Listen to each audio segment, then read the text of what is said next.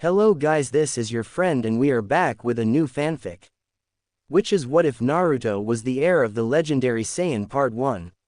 And if you enjoy this fanfic then please press the like button and subscribe to my channel for more fanfic like this.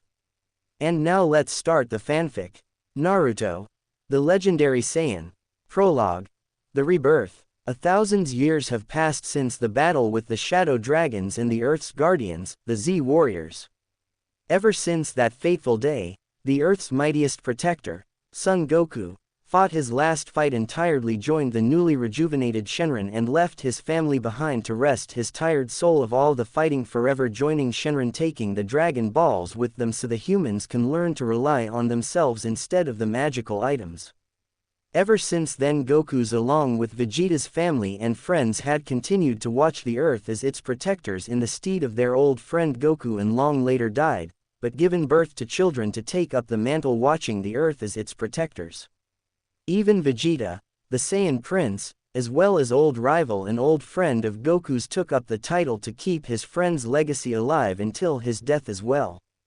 Since then the blood of the Saiyan race has all but passed on through the generations, growing weaker and weaker, but still compressed and growing stronger through each generation. That's when disaster struck as a terrible apocalypse struck the Earth, almost bringing extinction to the human race. They survived though, but at the cost of the protectors of the Earth's lives when they sacrificed themselves to quell down the apocalypse to a minimum, but it also cost the Earth's technology to completely go haywire before forever being lost to the world. As time passed, the Earth's barren wasteland soon began to thrive and humans began to appear once more. Time passed and civilizations rose and fell upon the passage of time and war. Since then, from what humans called upon was heaven's blessing, was that a large creature of godly proportions with 10 tails came from heaven. This entity was called many things, as a guardian, protector, savior of Earth, but one name stuck with it for thousands of years.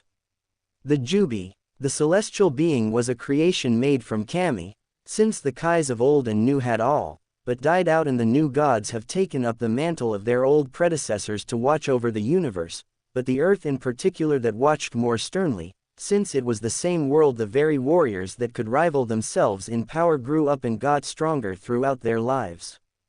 This being, the Jubi, was created for the sole purpose of protecting humanity and keeping peace of Earth, but soon the dark side of humanity turned its ugly head. A group of greedy and power-hungry humans appeared mysteriously and tried to control the entity with an art called Fuinjutsu, only to have it backfire on them and enrage the Jubi. That day humans angered the once protector of the Earth and soon found out they weren't so powerful without the Jubi's help anymore.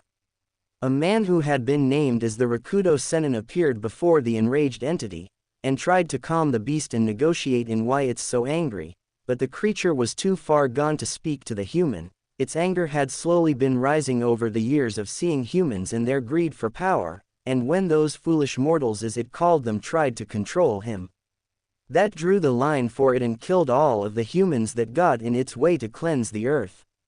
Seeing the beast to enraged answer, the Rakudo did a sealing only he knew and was said to have been blessed by the Jubi's very own creators to calm the beast. How he did this? He used the power of his eyes and body, and sealed the entity within his own body, making him the first of many Jinchuriki to come before him.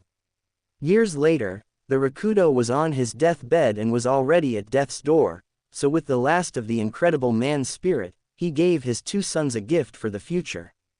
The youngest he gave his physical power and body, and to the eldest he was given his eyes and spiritual power.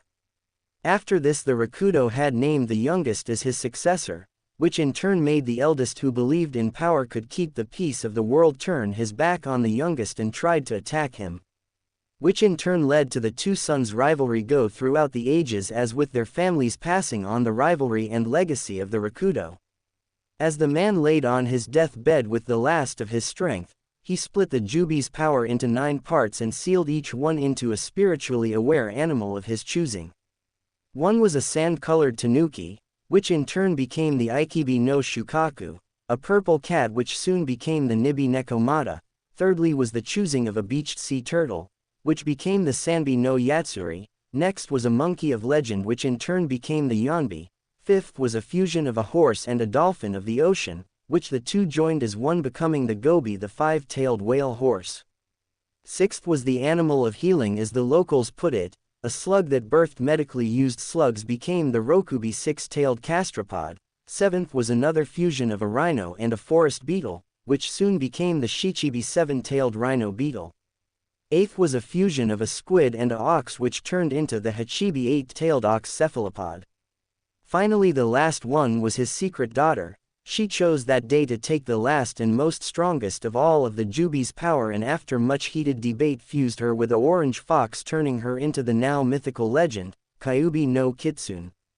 After the separation of the god-like entity and seeing his only child, now a Biju as he named them, finally died, not knowing of the future he brought upon the world.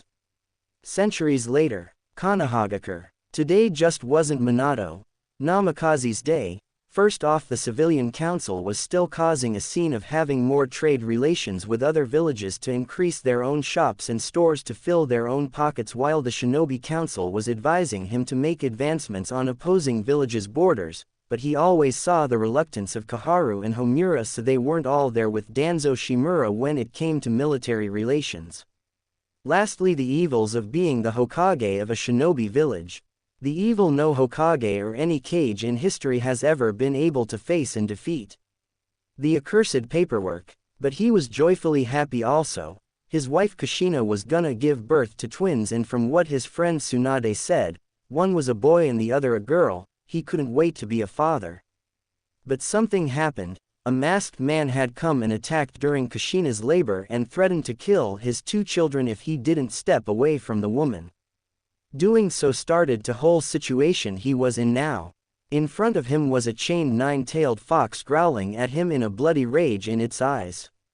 With his wife Kushina on the ground beside him, holding his two children in her arms as they both stared into the crazed eyes of the Kyuubi that was once a loving being to Kushina.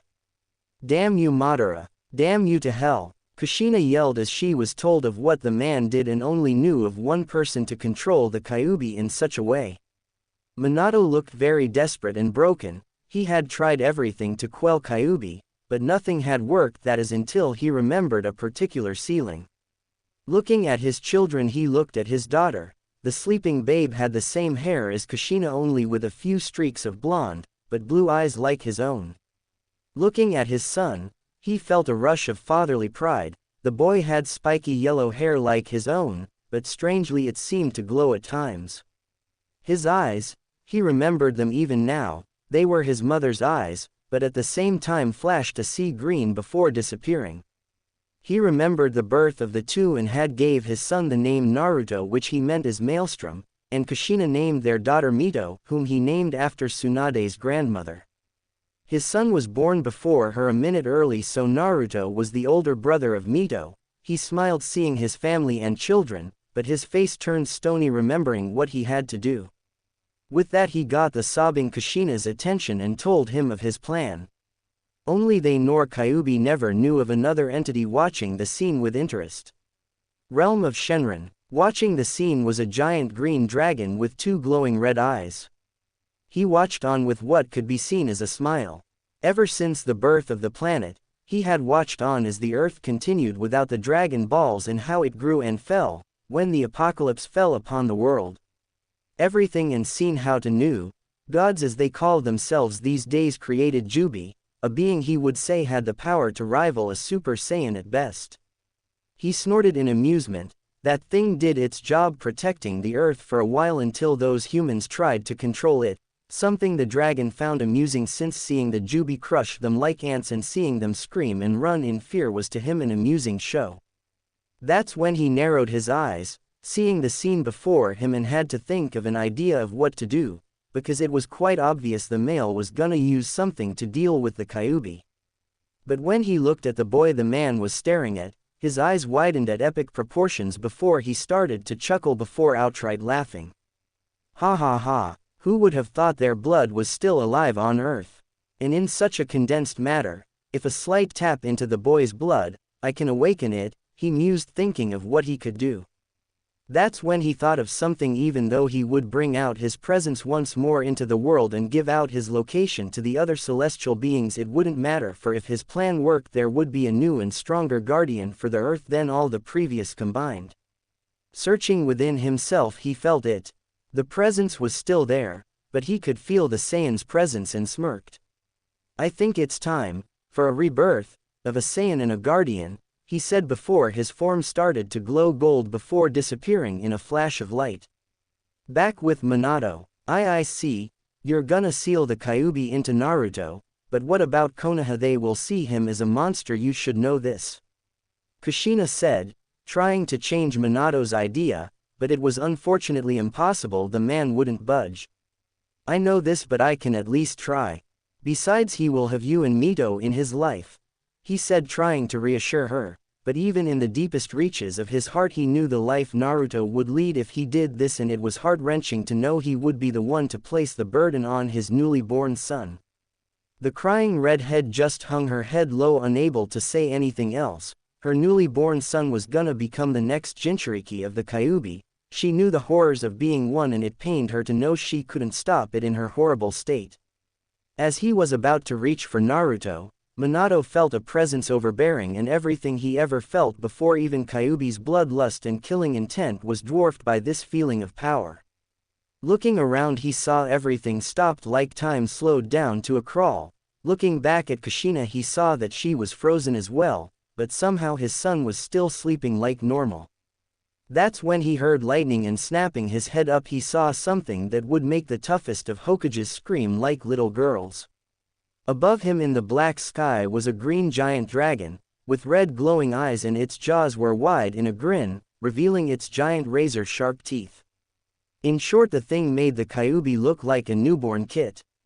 Minato broke out in a cold sweat when the dragon's head started to come closer to him and his family before finally stopping a foot away from him.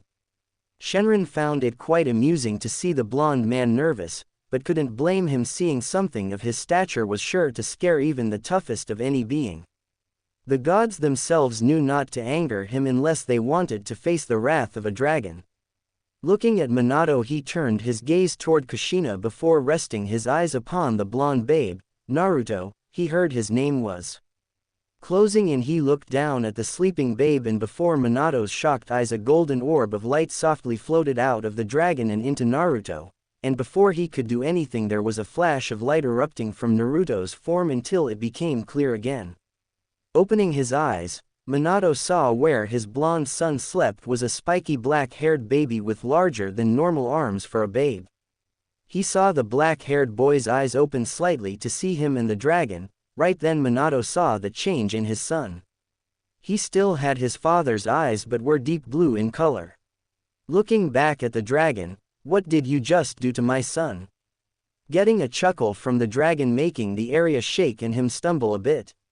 "Mortal, I have just did a little something that will save this world, and bring about a new guardian for the entire earth. Your son, Naruto as you call him, is in reality the reincarnation of a being far stronger than any human or Biju. Hell, this being was able to tear the world asunder if he wanted to, but he protected like and cherished it throughout his whole time. And now your son will be reborn as this man, for this world needs a Saiyan once more to protect it from the future dangers that are to come," Shenron explained, getting a shocked look from Minato, looking back at his son who was curiously looking around as a brown monkey tail twitched a few times from behind him, making Minato gape. Looking back he saw the dragon chuckling, "I know what's with the tail, right? Well, let's just say this being wasn't exactly human, but had the heart of one. Now about your little Kyuubi problem, I can't have you sealing it into this child, so I suggest you seal it into your daughter.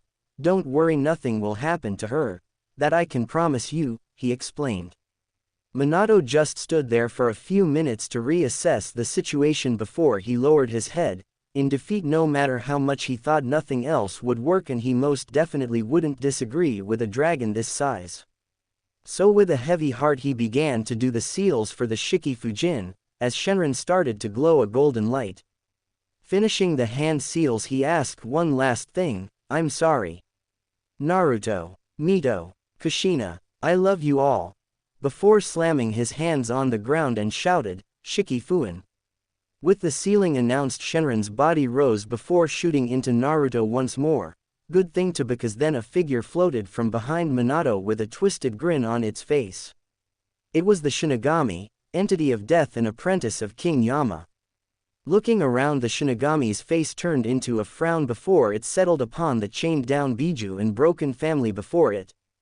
Though when its eyes landed upon Naruto's tailed form, its eyes widened a bit before its grin got even wider. Though it looked down to see the one who summoned him talking with the woman. Minato, what happened to our son? He's changed. She yelled frantically, worrying over what happened to Naruto. Minato just chuckled a bit. Even in such a situation, Kushina was always oblivious to what was going on. Let's just say, Naruto is gonna be someone very important to the world, and changes appeared since, well, Naruto is basically the reincarnation of someone very important, and let's leave it at that. Kushina wasn't amused if the glare at him was anything. Minato, I swear if what you're saying is some kind of joke, I will do Shinigami's job for it and kill you, she said darkly, making him sweat a bit before they both turned to see something very adorable in both their eyes. Mito was giggling while petting the monkey tail that twitched. It slowly somehow reacting to her touch, touches her baby face and caressed her face, making her burst into giggles once more, and smiled at the sight until they were interrupted by the situation at hand. Looking up, they saw the Shinigami with an annoyed look on its face. If you are done, mortal, I'd like to get this done with. I have other things to do, torture other souls and whatnot. The entity of death gaining sweat drops from both parents.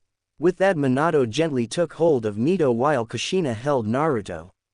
Seeing what Minato was about to do, Kushina just felt so bad about not knowing how to do this another way, and now one of her children had to pay the price for it. She felt awful and disgusted with herself at that moment. But looking down, she saw Naruto's blue eyes staring at her own purple ones with curiosity before he reached up, placed both hands on her cheeks and smiled. This seemed to lighten her mood a bit. Even if he changed a lot, he was still Naruto, so grasping his little hands, she held them gently as she kissed his forehead. Holding him tightly, she made a silent vow to always protect her children from any and all enemies that would try to hurt them. Hearing the sound of a body hitting the floor, she slowly looked up to see the Kyuubi gone, the Shinigami's spirit gone as well, with Minato's dead body on the ground with his arms wrapped around Mito's crying form. Quickly getting up, she got to the little red head and slowly placed the crying baby in her other arm before looking down at Minato's body and smiled sadly. Don't worry, Minato, they will be safe, I promise, she assured her late husband, not knowing of the painful future that's gonna come for them. 3 days later. It's been 3 days since the attack of Kyuubi in the village of Konohagakure. The civilian and shinobi alike were all mourning for their loss against the Kyuubi, but most were mourning for their late Hokage, the Yondaime, who sacrificed his life to defeat the demon, as they were all told. Only the higher-ups in the shinobi rank truly knew what happened, and yet even they wouldn't mention anything. Meanwhile, at the Sarutobi clan house, Hiruzen Sarutobi, the Kami no Shinobi, student of the Shoin Nadaime, sensei of the legendary Sannin, and predecessor of the Yondaime, was rubbing his temples in frustration. The council was now on his back, trying to have the current Jinchuriki Mito killed, since he did announce to the council of what happened. Now he was getting pissed real fast of how the whole council, civilians and elders, were acting. That's when he remembered Kushina and the 2 children and smiled softly at the thought of them. The 2 little babes were almost inseparable, and they slept in the same crib because if they were separated, Naruto and Mito both would cry until they were put back together with each other. Hell, Naruto's wail was strong enough to crack a damn window, and it seemed to always get louder with each passing hour, and even caused several of the Anbu who were watching him eardrums to bleed literally, and almost disrupt the sound barrier seal. Though that didn't stop his iron will of protecting the 3 from the council, and told Kushina they were welcome to live within his clan home, since the Namikaze compound was all but in ruins during the attack. Remembering the 2 smiling faces of the 2 babes as well as the happy form of Kushina with them made the fire in his eyes burn brightly. a fire he had possessed when he was in his prime and then grew into a cold fury. He rose up and snapped his fingers, causing two masked Anbu awaiting their leader's orders. Rat, boar, gather up the council, it is time they learned just who it was that ruled Konoha, he said in an authoritative and murderous tone, that made the two Anbu inwardly flinch, but smile in satisfaction since the true Sandaime, the man who survived 3 of the great wars, mastered over 1,000 jutsu, and the very man who in his prime was the strongest of the other elemental cages in their prime, was coming back. With a quick hi, the two disappeared in a shushin. With that, Sarutobi turned around and headed to the Namikaze's room to check up on them. While walking, he mildly remembered something about Naruto that made him curious, which was the monkey tail attached to his backside, and his hair was as black as night and still spiked, but not like his father's, more like spiked in all directions. He found it amusing of how Naruto looked similar to that of a newborn monkey he'd seen when he visited Monkey King Enma for the first time. Getting to the door, he knocked a few times, getting an enter. When walking in, he saw something very adorable in his eyes. In front of him was Kushina holding Mito as she played with the taller, but still small baby Naruto. The little red head was playing with Naruto's tail like it was her favorite pastime in the whole world. Naruto himself looked constipated about something, but soon started to cry a bit when Natsumi gripped his tail tighter. Seeing the imminent danger of one of Naruto's dangerous shouts of hell, he flashed to the little babes and grabbed Mito's hand softly and pulled it away from the now ticking time bomb that was Naruto. Kushina, I'm about to head for another council meeting, and after this we will explain on how you want to train these two, for I know how much you want them to get stronger to protect themselves, so after this we will discuss on how you want to train them, alright? He said, getting a happy nod from the woman. Thank you, Oji-san, and these two would probably say the same thing, but I think they're a little busy, she said with a giggle at the end. He smiled at the family of 3 and headed out to go show the council who truly controls Konoha and got them under control. He did, after killing several civilians and beating Danzo literally into the ground and having him sent to the hospital. He reminded those of the council who truly ruled Konoha with an iron fist. After this, with the help of his 2 other teammates Kaharu and Homura, he explained to the clan heads of what truly happened, and to say some were shocked was like saying Jiraiya had a healthy relationship with women. Biggest understatement of the year, as Kushina's best friend Sume and Makoto generally asked an audience with her and the 2 children, which he accepted, but no others, since even for a Hokage didn't trust those of the Konoha clans that much. 7 years later, after that day, Hiruzen, with the help of Kushina, helped train the 2 little children to be shinobi so they could defend themselves, and the 2 children took to training like a fish in water, especially Naruto. For some reason he trained much more than any child his age should. He always trained day in and day out, not stopping till he drops, and no one was able to understand. Naruto simply said that it was something calling him to never stop training, always go forth and never stop.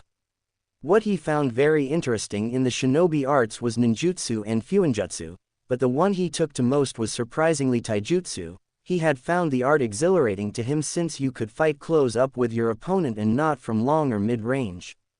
Since he didn't find any of the current arts suitable for him, so when Sarutobi realized this, he decided to teach Naruto a style he learned from the Monkey King Enma called the Saruken, Monkey Fist, which to his surprise Naruto was able to easily learn the basics. His grandfather figure, who is known to him as Oji-san or Jiji, as he and his sister Mito likes to call him, had one time introduced them both to any kind of weapon they would use, and to Mito she chose to wield a katana like her mother, as did Naruto, but for some reason he felt like there was another weapon that would suit him aside from a sword. That's when he at one time grasped a bow staff, and at that moment just knew he had to learn how to use one aside from a blade. It was a good thing Hiruzen was a master bojutsu user, and at that day started to teach Naruto the ways of the bojutsu, while Kushina taught her daughter and him the ways of using a katana. Speaking of Mito, For a 7-year-old the girl, she was quite the hothead, just like her mother, since anything that pissed her off would make any male in the vicinity flinch, holding their groins at a phantom pain, as they still remembered that one man that tried to grope Kushina, and that same man ended up getting a good beating from both Mito and Naruto. But Mito finished it off by throwing a kunai right in the center of the man's groin, destroying any way of him having children. But if there was one thing she loved most was her big brother. Despite him only being a minute older than her, he stood by her when she needed it. She was very protective of him, but those that tried to hurt her would end up having a beating of their life from the nicknamed Surugaki of Konoha, because of his monkey tail swinging around his backside. She had grew up by his side for 7 years and always knew something about him was different than her or her mother, or their father for that matter. But she never dwelled on it much and just lived happily by her most loved person besides her Ka-san. She too had trained, even though it was nowhere near as much as Naruto, but a good amount for one her age, and was already at the beginning stages of chakra control exercises and in the steps of Nin Ken Gen Fuinjutsu. Kushina tried teaching Naruto chakra control exercises, but for some reason he just had too much energy to try and control it. Basically, she was on an early start of becoming a shinobi while her Ni-san was training to become something different. They both physically grew up like the 7-year-olds they were, but somehow Naruto's body was starting to turn more lean and muscular with each passing month of what he called warm-up exercises, which included him pulling a full-grown Hai no Kuni tree around Konoha in 7 laps before climbing the Hokage monument with one arm tied together with 2 giant boulders weighing him down. They checked out why he was able to do such things, but all they found was that Naruto had the strength and durability no human should have, while his stamina was off the charts, going past even his mother's or Mito's own level.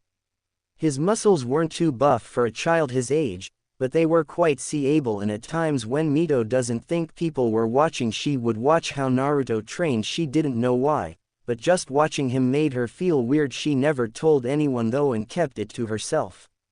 Over the last 7 years when they grew up, they had met their Ka-chan's best friends, who were the Inuzuka matriarch Sume Inuzuka and the Uchiha clan's head's wife Makoto Uchiha.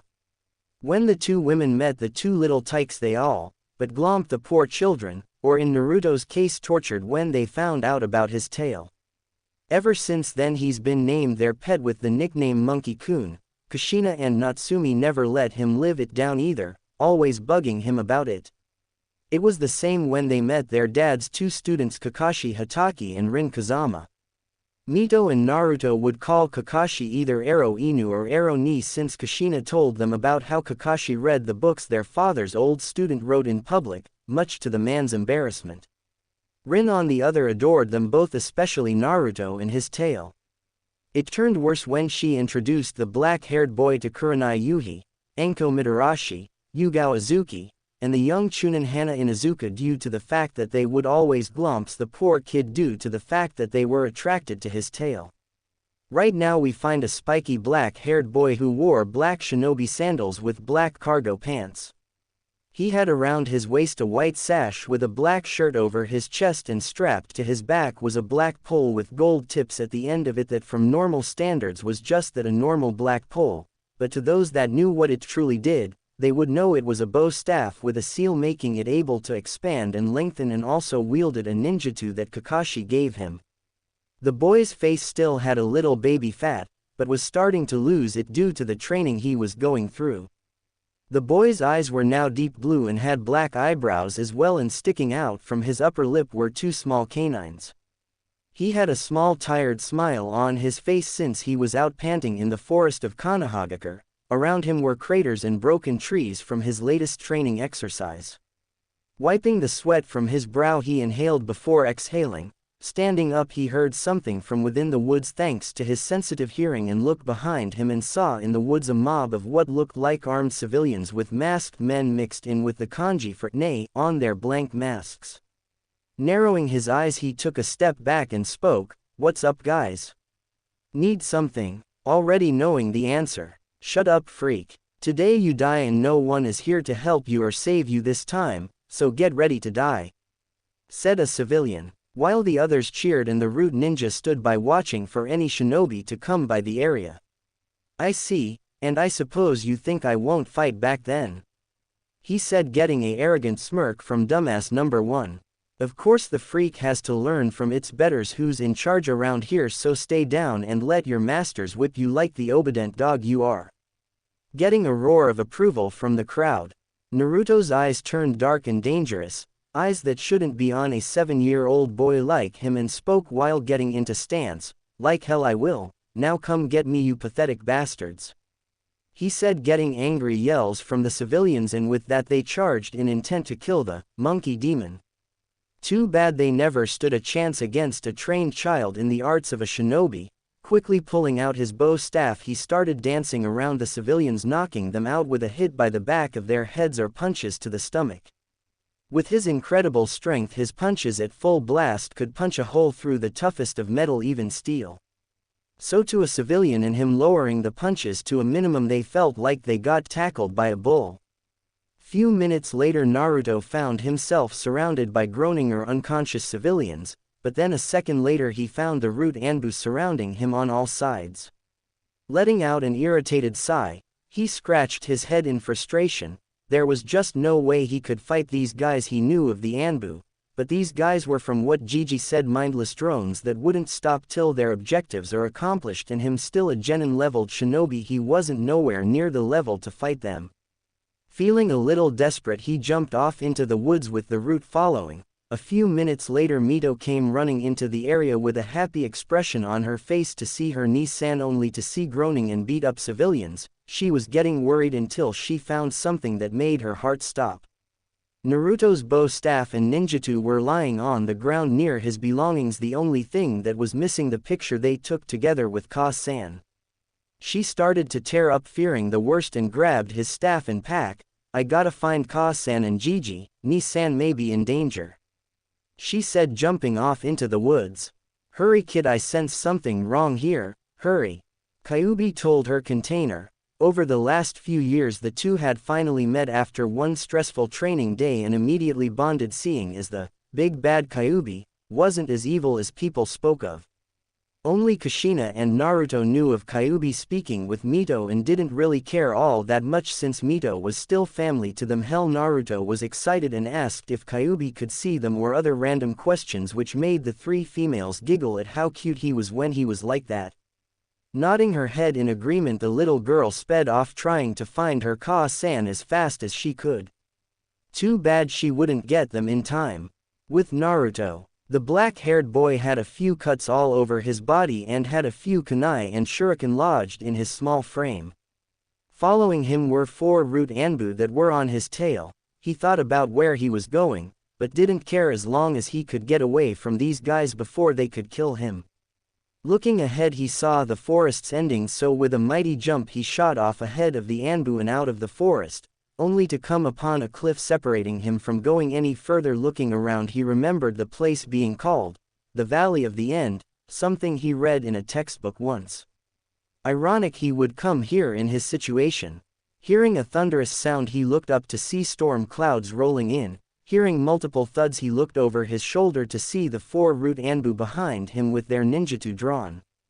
You have nowhere to go now, demon. Just surrender and Danzo-sama can finally have his weapon, said drone number 1 in an emotionless tone.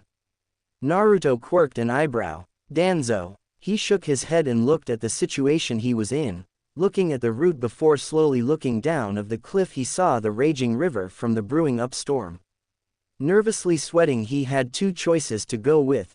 Even for a 7-year-old, he could tell when he's near a life or death situation, and now he needed to find a way to escape. Looking over the cliff once more in the slowly advancing route, Naruto closed his eyes, slowly channeling his breathing to calm himself.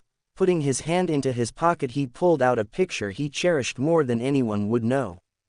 It was a picture of the 2 most important people in his life, Kushina and Mito, with him holding Natsumi on his shoulders and Kushina kneeling beside them with a smile on her face with her cheek on his own.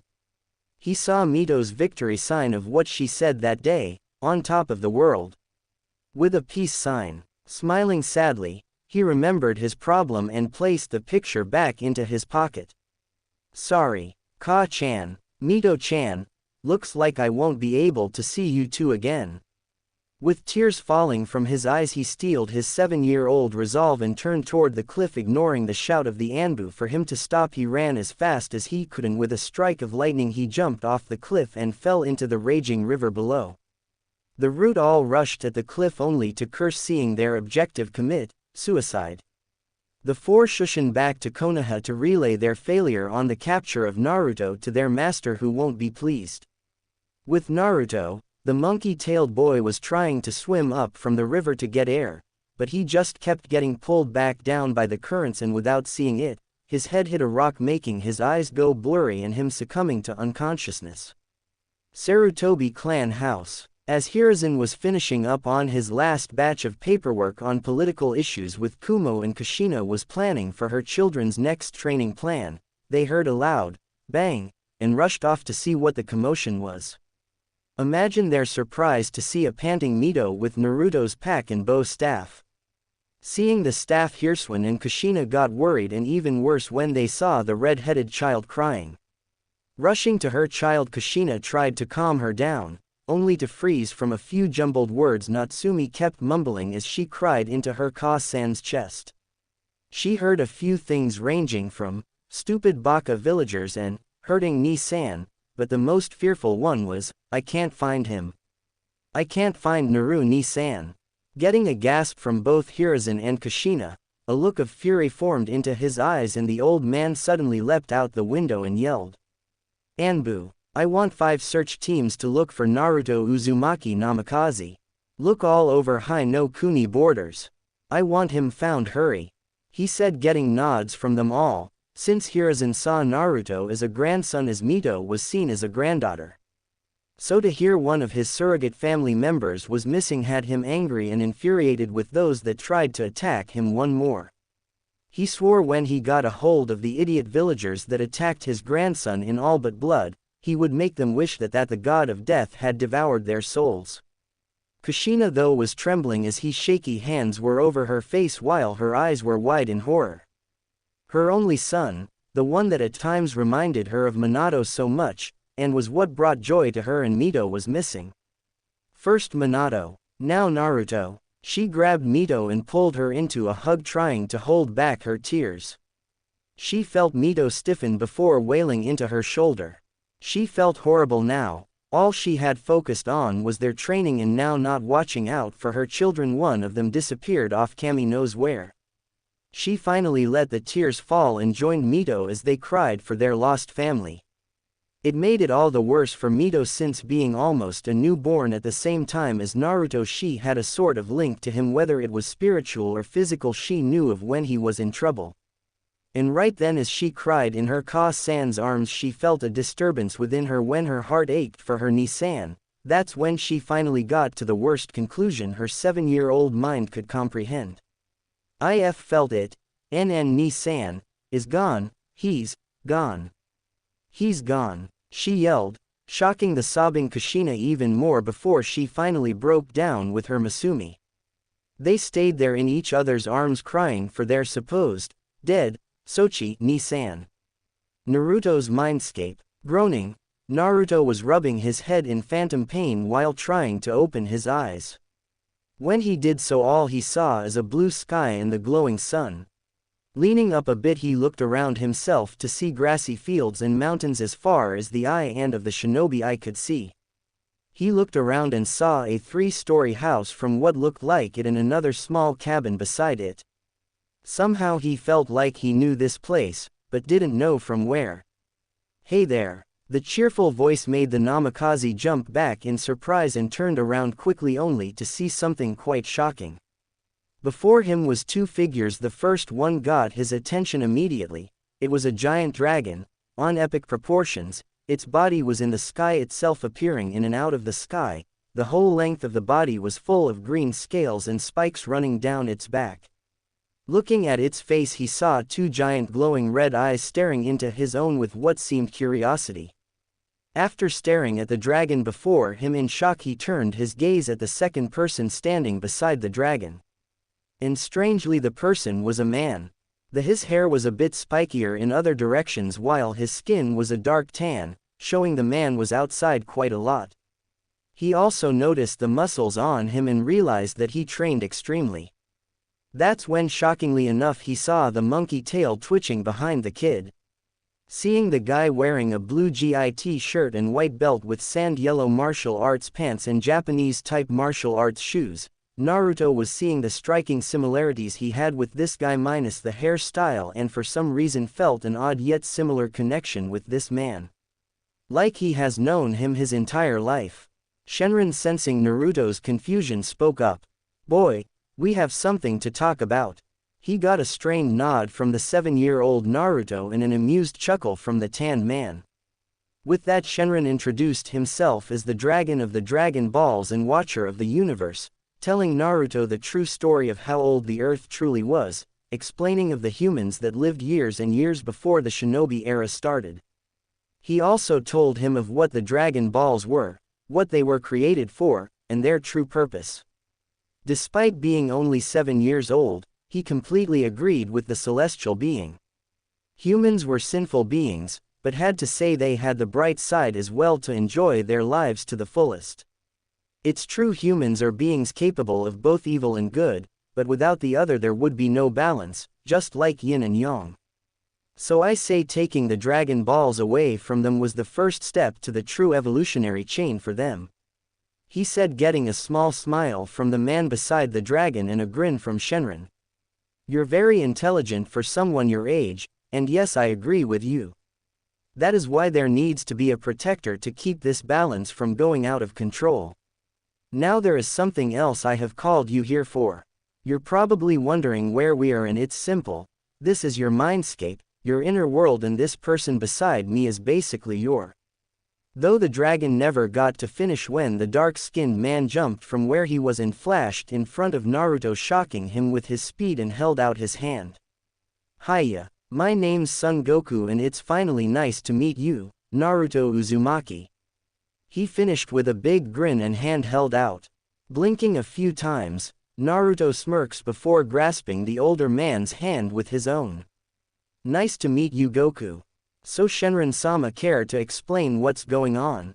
he said, only to get a bonk on the head from Goku, making Naruto blink, rubbing his head before looking at the grinning Saiyan.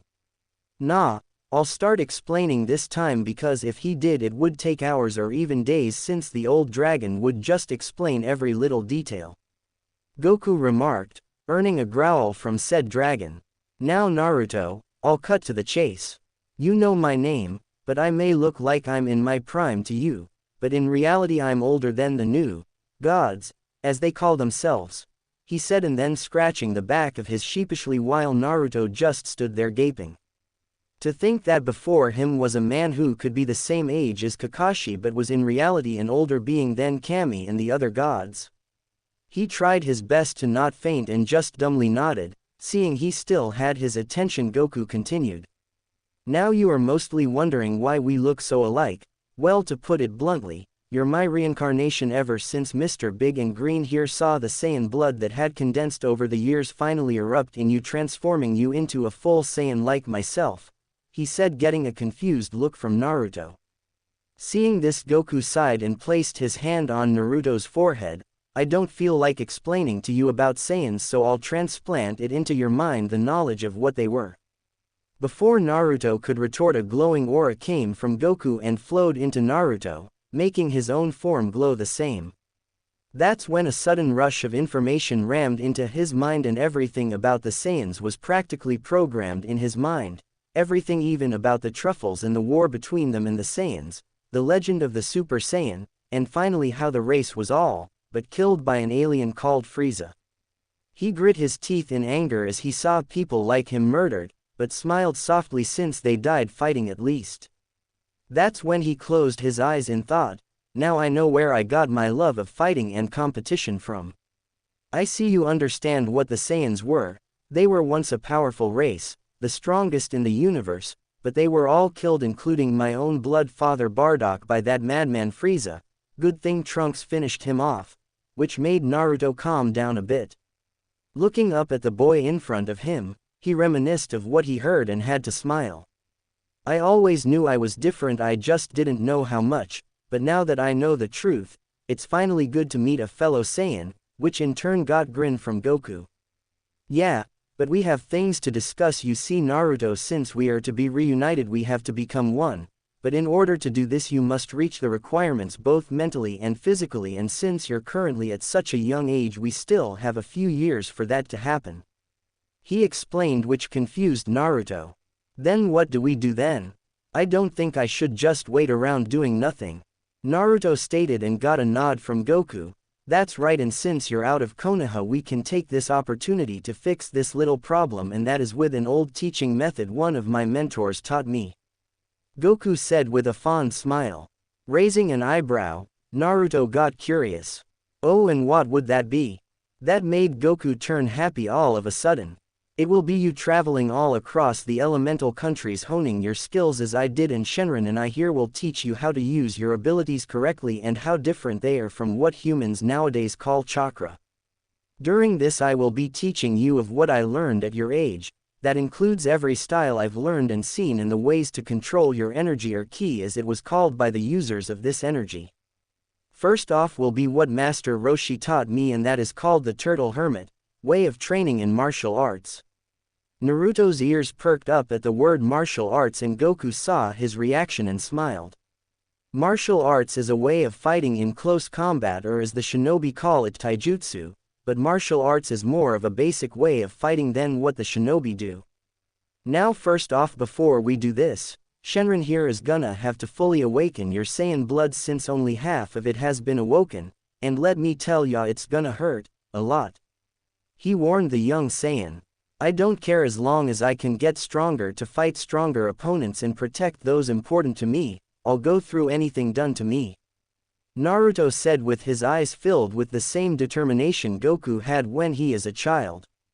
Smiling at his long-time descendant, he pat his shoulder. Good, because I have a feeling trouble is gonna blow its way toward you and you have to be ready for it. Now Shenron, do it, he said while Naruto nodded with him, showing he was ready. Seeing this, Shenron's eyes glowed red, and before Naruto knew it he was on the ground as blue lightning covered his body as a blue aura came off him in waves. Seeing this, Goku was a bit surprised. Whoa, he's got more ki fighting power or latent energy than I did at his age, and even then I didn't find out about it till later on, but it would seem he was already unintentionally trying to control his power for a while now. Incredible. But Goku's face then started to sport a large grin. He'll be the perfect apprentice. Though Goku was cut short of his musings, and his eyes widened when he saw Naruto's form start to glow a gold color. Before he and Shenron knew it, they had to close their eyes from the sudden light erupting within the mindscape, but that didn't stop the sudden skyrocket of Naruto's power rising in the elemental countries, alerting many, and even the ground itself was trembling from the raw power he was emitting.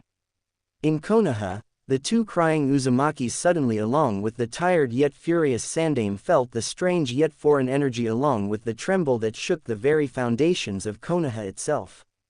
But Kushina and Mito felt the power and knew immediately that is felt closely related to Naruto, but it was much stronger, yet far more primal. Naru ni-kun, I sense him. Ka-chan, I sense him, he's out there somewhere. Naru ni-kun is out there, Mito said happily, while Kushina was sporting a full-blown megawatt grin on her face. Her son was alive, and was out there somewhere, but the energy she felt, it was definitely that of what Naruto's felt like, but it was much more potent and primal, and it honestly sent chills down her spine for some reason. She wondered when she would see Naruto again, as did the cheerful Mito. With Goku and Shenron, the two stood in shock at what they were seeing. Before them was a changed Naruto. They honestly didn't know how much Naruto would change when he had his other half of his Saiyan blood awakened, but now seeing the results they couldn't but agree it was a good thing. For in front of them stood Naruto, who stood from his normal height of 3 feet 6 to a 4 feet 0. His hair was just like Goku's in every way except for it being spikier. His face was the same, but his eyes held a primal urge to fight a good fight and find strong opponents. His muscles were now much more seen since his sudden growth spurt changed his body slightly. His latest attire from the shinobi all black he wore was all but in torn rags from the sudden transformation, and Naruto's monkey tail waved wildly behind him. Goku was more focused on Naruto's energy signature, and it was off the charts. Even in his age, he was nowhere near this kind of level, yet the feeling Naruto's aura gave off was a very primal, a feeling only Saiyans would have, since he gained the same feeling as he did when he encountered Vegeta, but his rival had the feeling in spades, since it was the Saiyan pride and thirst for battle. He would need to change that in Naruto, as he didn't want to deal with a second Vegeta. Oh, the chaos that would happen if it did. Looking into his new apprentice's eyes, he smiled, patting him on the shoulder. Well, I guess we have a lot of work to do, huh? He asked, getting a small grin from Naruto. That we do, Goku-sensei, that we do, but that's when Naruto's eyes widened comically, making Goku wonder what was wrong, until he realized that he was fearful of his mother and sister, who have been known to have short tempers and violent streaks. Oh shit, oh shit, oh shit, oh shit. Kushina-chan and Mito-chan are gonna kill me when I don't come back. Oh Kami, the horror, he said in a fearful tone, which Goku suddenly sympathized with him, as he still felt the phantom pains of Chi-Chi's frying pan attacks. Ouch. I feel your pain, Naruto, as my wife was the same, but don't fret, we can send a telepathical link to them of what you're doing, then we must really get started on your training. Nodding in acceptance, he followed Goku's instructions and placed his hand on Goku's head, while the old Saiyan reached out with his senses until he found the two still in the Sarutobi clan home. Alerting Naruto of this, and the newly reborn Saiyan began to speak within mentally. Hello, is this thing on? Hello. Kushina and Mito's ears perked up at the sound they were hearing and looked around only to see no one. Kushina-chan, Mito-chan, can you both hear me? Knowing the voice, the two redheads' eyes bugged out and jumped up in fright as they heard Naruto's voice, looking around frantically. Ah, ghost. Naruto ni Sochi-kun's spirit is talking to us. They both shouted, trying to not hear the voice. Naruto and Goku both gained huge sweat drops on the back of their heads and chuckled, before Naruto spoke once more. Kushina-chan, Mito-chan, it's me. Naruto. Their eyes widened even further and looked up only to see no one. Getting frustrated, they both yelled, if you're really Naruto ni Sochi-kun there, where the hell are you? They both yelled in unison. Naruto suddenly gulped nervously, while Goku saying a silent prayer to his descendant for a good future, and to help him avoid the wrath of two female redheads. Well, I'm not totally sure myself, but I wanna tell you two something. This latest attack on my person has opened my eyes. Not only am I not safe in Konoha at the moment, I'm also risking both of your safety with the shinobi and civilian alike trying to kill me. They wanted to protest, but then he spoke up once again. Now I know what you're thinking, Mito-chan, and stop right now. I know they think I'm some monster, and I'm fine with that. Let them think what they want to. They'll just regret it later on. Besides, I don't like to see you cry, or you either, Kushina-chan. Too bad Naruto didn't see the blushes upon both the females' faces as he said his words, but Goku did, and since he's lived for so long he finally understands a little bit more of the females and had to grin. Naruto had a way with words with women. Kushina and Mito just sat there rethinking what Naruto just said and kept playing it over and over in their minds as heat rushed to both of their faces. Why does Sochi-kun's voice sound deeper, and the way he said those things? And when did I starting calling him Sochi-kun? What happened to just plain Sochi? A flustered Kushina was wondering as her hands were on her face, trying to hide her growing blush. He's mine, son, for Kami's sake, and I shouldn't be thinking about such things about the one you brought into this world. Mito, on the other hand, was more open. Her Oni-san was acting much differently than before, but the way he spoke made that strange feeling in her grow much more, and suddenly found a strange heat coming upon her face. That's when she heard Kyuubi speak. Damn, Naru-kun sure knows how to speak with a lady. He's got you and Kushina-chan blushing, hell, even myself. Kyuubi muttered the last part to herself only. Q-chan, when did you start calling Ni-san, Naru-kun? The redhead asked mentally with a cute yet confused expression on her face, but Kyuubi just blushed, trying to hide her embarrassment. I'll tell you later. Kyuubi said quickly before cutting off mental connection, leaving behind a confused Mito. That's when they both realized his final words, and their eyes grew as wide as dinner plates. Sochi-kun, don't tell me you're fearing the worst, Naruto not coming back to protect Natsumi and herself from Konoha's villagers. Hearing this, Naruto sighed, but spoke, honestly. Yes, that was my first option of not returning, but I've been persuaded to do something different. I'm gonna travel the elemental countries and try to hone my skills and get stronger. That way when I come back I'll be able to protect not only myself, but my family as well. Until then we won't hear from each other for a long time. He answered solemnly. Hearing this, the 2-3 counting Kyuubi felt their hearts wrench, and asking the question on their minds, Kushina asked, how long will you be gone? She asked, dreading the answer. There was a long pause, making them feel uneasy. Well, it would be around the time Mito-chan graduates from the academy to when our generation of Chunin exams begin. I'm not totally sure, but don't worry, I'll be fine. I just want you two to be safe and Mito-chan to train as well to get stronger before we meet again. And you, Kushina-ka-chan, I want you to start training once more. I'd like to fight the woman that made Iwa, Kumo, and Kiri piss themselves in fear whenever you draw your sword, he said nervously, getting shocked looks from the two, while Kyuubi was surprised as well. You'll be gone for years, Sochi-kun, but if that is truly your decision, she said sadly. It is, Kushina-ka-chan, I realize I'm not normal like the others, the monkey tail proves this, so I'd like to fully understand just what I am, but could you tell Tsurujiji, Makoto-san, Sum-san, Tsukina-chan, fem. Sak, Hitomi-chan, fem. Itachi, Hana-chan, Inu-ni-san, and the others that I will be back, so let them not worry of where I am and let them continue on with their lives. Can you do this for me? Wiping the tears from her face, she smiled. Of course, Sochi-kun, just hurry up with your training and come back to us, she said, getting a chuckle from him. Hey, you got it, Kushina-ka-chan. Naruto-ni-kun, said the silent voice of Mito, which Naruto noted was too silent from Mito. Worried, he answered her, yes, Mito-chan, is something wrong? Biting her lower lip, she started to shake before speaking, please come back home quickly. I understand you need to train like I do, but I'll miss you, Ka-chan will miss you, she said as tears started to form in her blue eyes. Naruto flinched at her words, but steeled his resolve. I know this, and I'll come back as quick as I can. I promise. I mean, I still owe you that day out, don't I? He said amusingly, getting a giggle from her as well as Kushina. The day outs, as they are called, was practically Mito dragging Naruto everywhere with her despite whatever it may be. She called it bonding with Oni-san, but he mentally calls it torture. A few seconds of comfortable silence reigned in before Naruto spoke once more. I gotta go, guys, not sure if I have Gigi's Anbu on my tail or what, but I gotta get going, okay?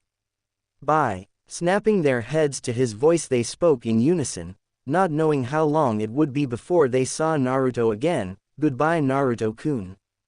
Be safe, they said in unison. With mental connection went out and Goku was smiling at the grinning Naruto. You have a wonderful family. Naruto reminds me of my own a bit, hehe, though I suspect you are gonna get something very surprising when you meet them again. I just know it, Goku said with grin of his own. Naruto, shaking his head at his master, stood at attention and spoke. When should we begin, Goku-sensei, Shenron-sensei? He asked. The two beings blinked and looked at each and blinked twice before grinning. Turning his head back to Naruto, he spoke. We will begin by first getting you some new clothes, and seeing as you have no money, you're gonna be doing some odd jobs that includes farming, construction, and delivering milk while using an old training method Master Roshi used on me and my best friend Krillin.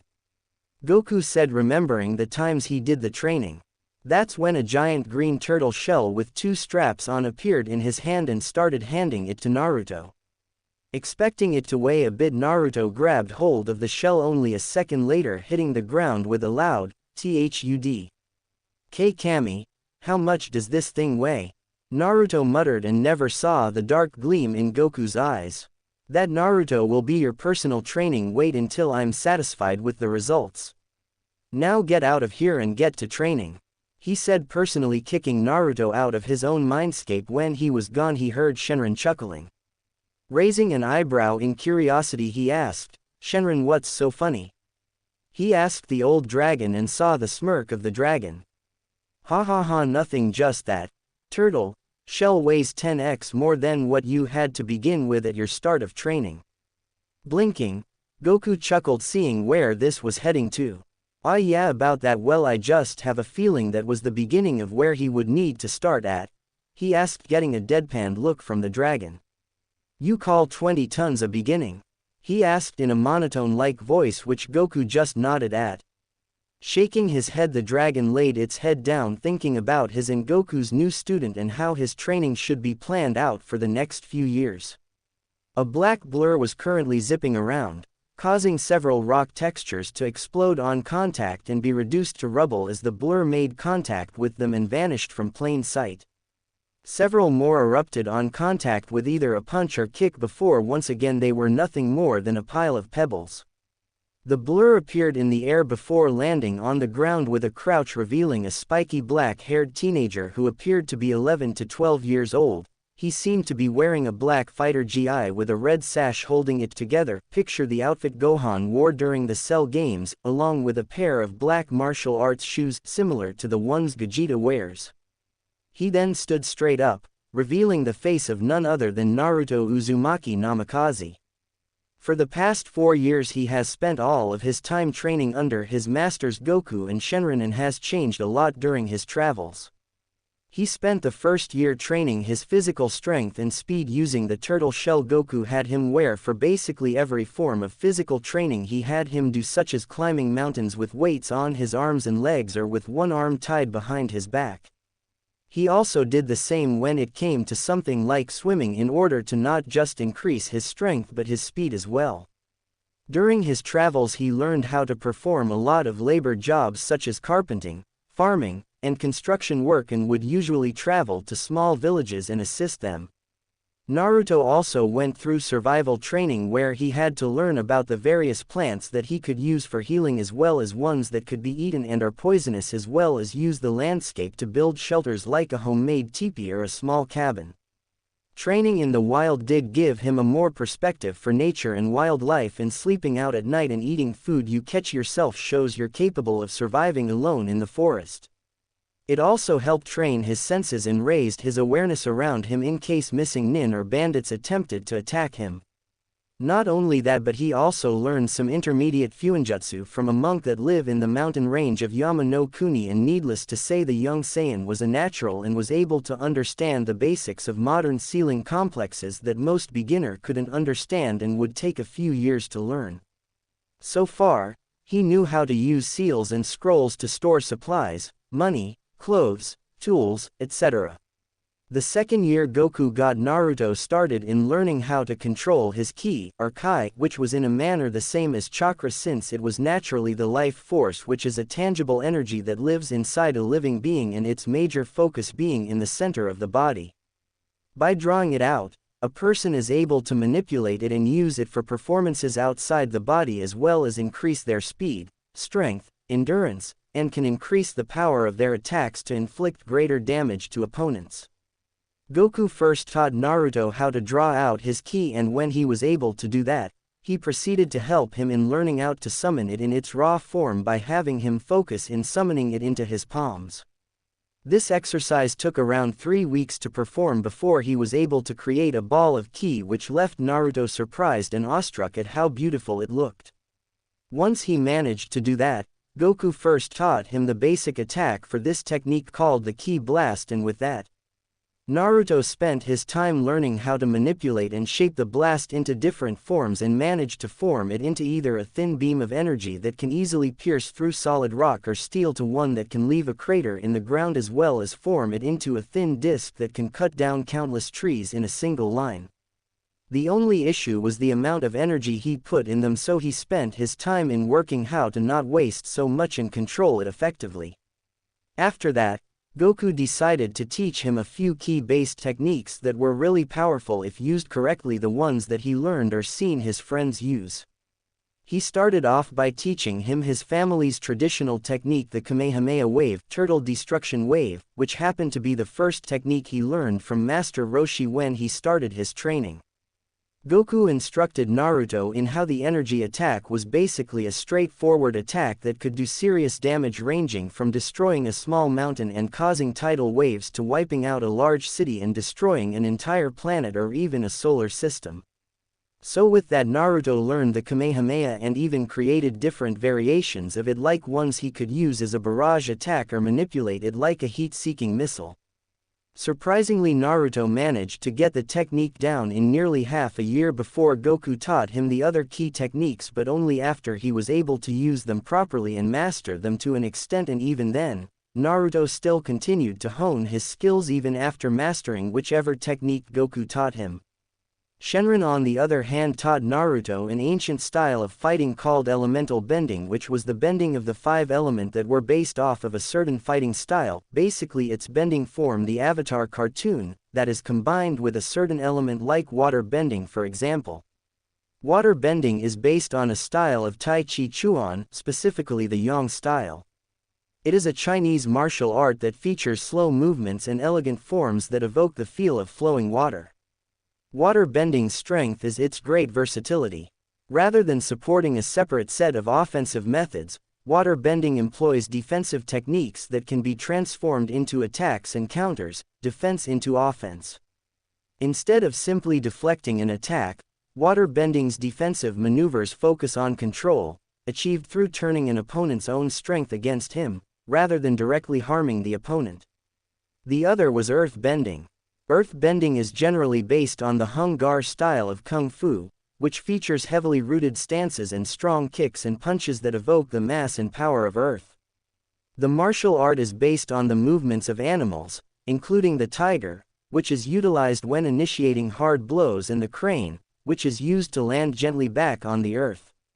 Another version, which is more versatile, is one based off the southern praying mantis Kung Fu, using its precise stepping to maintain contact with the ground, as well as sensing the different vibration through the ground and reading a person's emotion without using your eyesight. Another one was fire bending. Firebending moves are based mainly on the style of northern Shaolin Kung Fu, but with a few techniques from northern 7-star praying mantis. These martial arts feature quick, successive attacks that exert extreme power for just a moment, much like an explosion, called Jing Lick. It optimizes a strong continuous offense, sacrificing defense for greater power, the principle behind a preemptive strike, making firebending the most aggressive of the 5. Airbending is based on the Ba Gua style of martial arts, also known as circle walking, or 8-trigram palm, along with a small hint of Xing Yi, also known as mind-heart boxing. These martial arts feature swift, evasive maneuvers that evoke the intangibility and explosive power of wind, drawing energy from the center of the abdomen.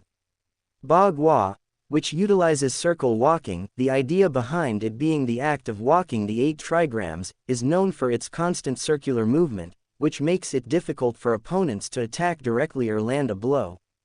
Since it's always maneuvering, nobody can get a solid hold on of this maneuver. Maneuvers employ the entire body with smooth coiling and uncoiling movements, utilizing dynamic footwork, open hand techniques, punches and throws. A common tactic is to maneuver behind an opponent and mirror their movements, preventing them from turning to face the practitioner. Unlike other bending disciplines, airbending is almost entirely a defensive art. The final one was lightning bending, which unlike the other elements relied on using the internal strength such as the bioelectricity that emits around a person's body but is invisible to the eye.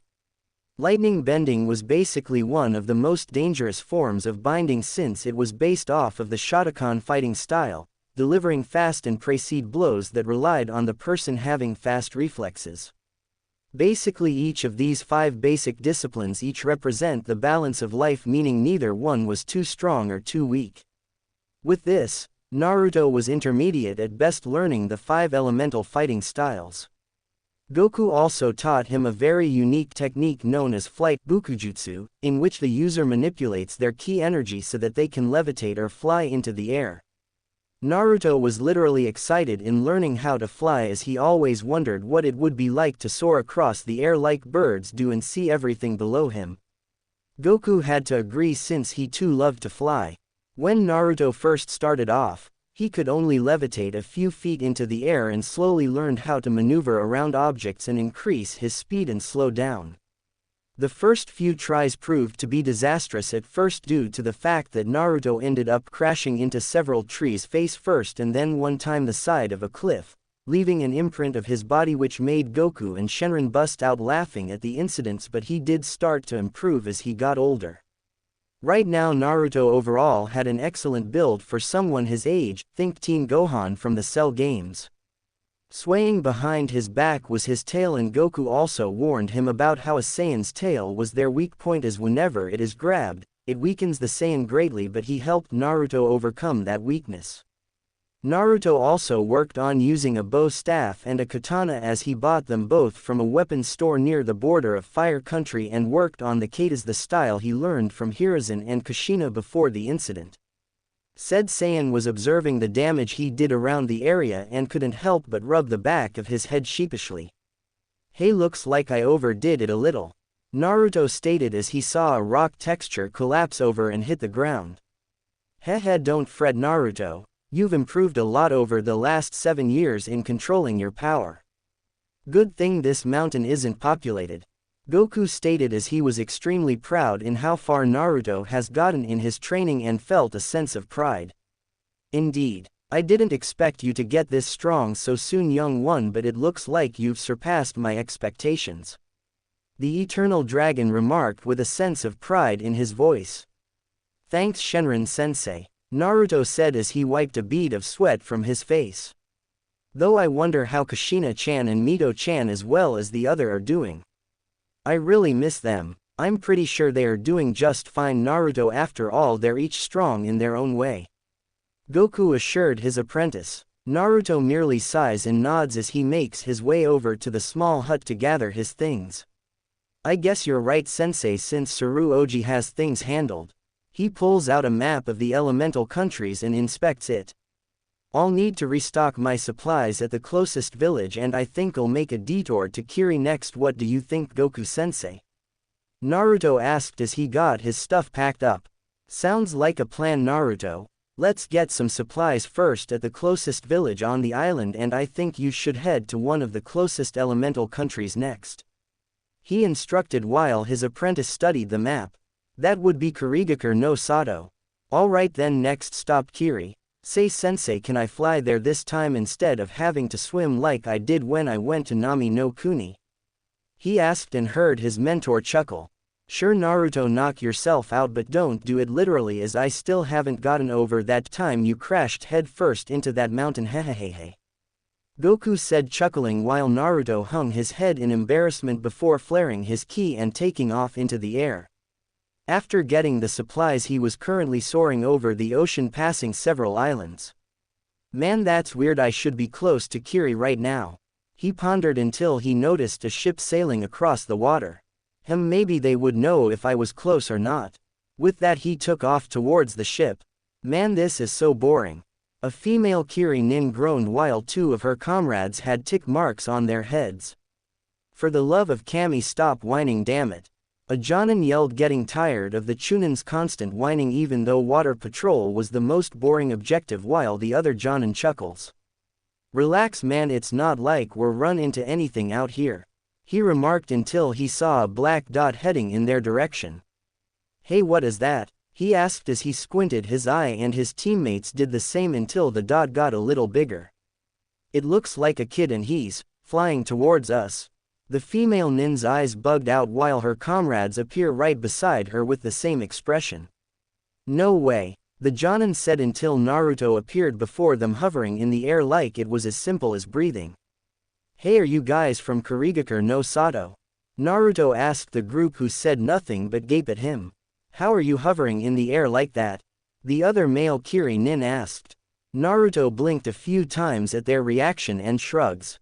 It's a technique my sensei taught me, but anyway, are you guys form Kiri? Naruto asked again. Yeah, we are, but why are you going there? Don't you know there's a civil war going on there?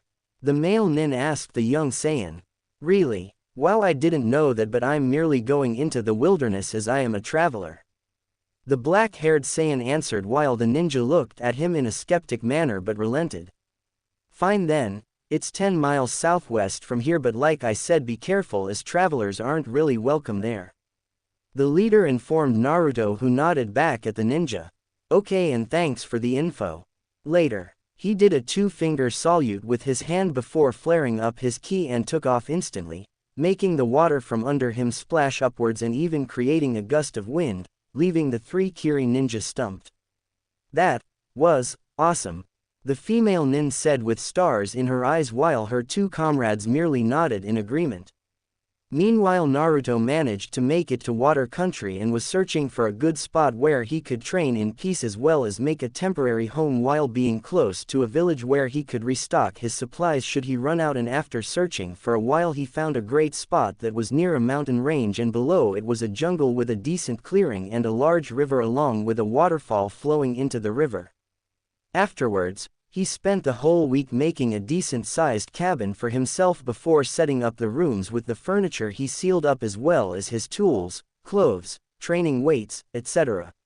Right now the young Saiyan walking through a trail he created in the jungle carrying the dead body of a wild boar he caught that was hog-tied to a large stick over his shoulder, and also was carrying a large sack that contained wild fruits and vegetables as well as medical herbs that grew in the forest. Man, catching this boar with weighted clothes was a lot tougher than I thought, but at least I'm getting a decent workout, he said as he made it to his cabin and drops the boar onto the ground and wipes a bead of sweat from his forehead. Phew, this humidity is no joke. I didn't think it would be this hot in Kiri, he thought while pulling out a jagged-looking dagger with the edges appearing to be smoothed out but extremely sharp, and proceeded to skin the boar and then cut open the stomach and remove whatever entrails he didn't need and threw them somewhere in the jungle away from his cabin and where scavengers would get them. Afterwards, he hung the skinned body over a pole that is out of the reach of any bears, wolves, and mountain lions while removing the tusks just in case he needed extra tools. For the rest of the day, the cheerful Saiyan was in the jungle, performing acrobatic feats across the trees and in ways most kids his age couldn't even think of doing, but then again he is not like other kids considering who his ancestor is. As he landed onto another tree, he stopped in his tracks and took a whiff in the air. His eyes narrowed as the scent grew stronger. That smell, there's blood in the air and it seems to be fresh, and also, sniff, sniff. He took off into the direction of where the smell is coming from. He lands in the area and his eyes widened at the sight. The area seemed to be charred, and on the ground were the bodies of masked ninja who were either in the ground in a puddle of their own blood, with missing limbs, or to his surprise and shock melted. Oh man, there must have been an intense fight here earlier. He pondered and looked around the area only to see a blood trail that went into the jungle. Someone's injured, and from the scent she's female. I'd better get to her before she's picked off by the predators in this forest, or worse, bandits. With that he took off into the forest. As he leapt through the trees the scent was getting stronger, and as he landed on the last tree, out of pure reflex he flips off of it as it was hit by a glob of what appeared to be lava and melted the entire tree. Whoa, that was close, he stated and heard someone huffing. He turned his head to see in his sights was whom he could picture was without a doubt the most beautiful woman he's ever set eyes on. From her appearance she seemed to be around 18 years old. She has ankle-length, auburn hair styled into a herringbone pattern at the back, a top knot tied with a dark blue band, and with 4 bangs at the front. 2 bangs are short, with one covering her right eye, and 2 are long, crossing each other on her chest, just below her chin. Her eyes are light green. She dresses in a long-sleeved dark blue dress that falls just below the knees. It seems to be closed at the front with a zipper, and is kept open on the front right side from the waist down. The dress only covers up to the upper part of her arms and the underside of her. Underneath, she wears a mesh shirt that covers more of her upper body than her dress, but stops short of covering her shoulders and still leaves a sizable cleavage. She also wears shorts in the same color as her and underneath those mesh leggings reaching down over her knees. Around her waist, she wears a belt with a pouch attached to the back on the left. Furthermore, she wears high-heeled sandals and shin guards reaching up over her knees. All in all, she looked like a goddess in Naruto's eyes, and he couldn't help but blush a little at her flawless form despite the fact that she had a few tears and dirt on her face. A sided smile formed on the auburn-haired woman's face as she saw the boy stare. "You see something you like?" she teased, but then hissed in pain, clutching her bleeding side, and was about to collapse over until she was caught in the arms of the black-haired Saiyan. "Whoa, take easy lady, otherwise you're gonna bleed out more than usual," Naruto warned as he carefully helped her up, while looking at the gash on the left side. "You need to get that treated before it gets infected. I have a cabin not far from here, I can treat it for you," he offered, but then frowned as he sensed a group of unknown ninja heading here. The next thing Mei knew, she was scooped up in his arms bridal style, and said woman eeks in surprise. "Sorry about this, but we've got to go." With that, they both vanished in a blur, leaving the hunter Nin on a cold trail. A day later, Mei Terumi, the leader of the rebel faction and person Naruto helped, was looking outside for her savior from yesterday.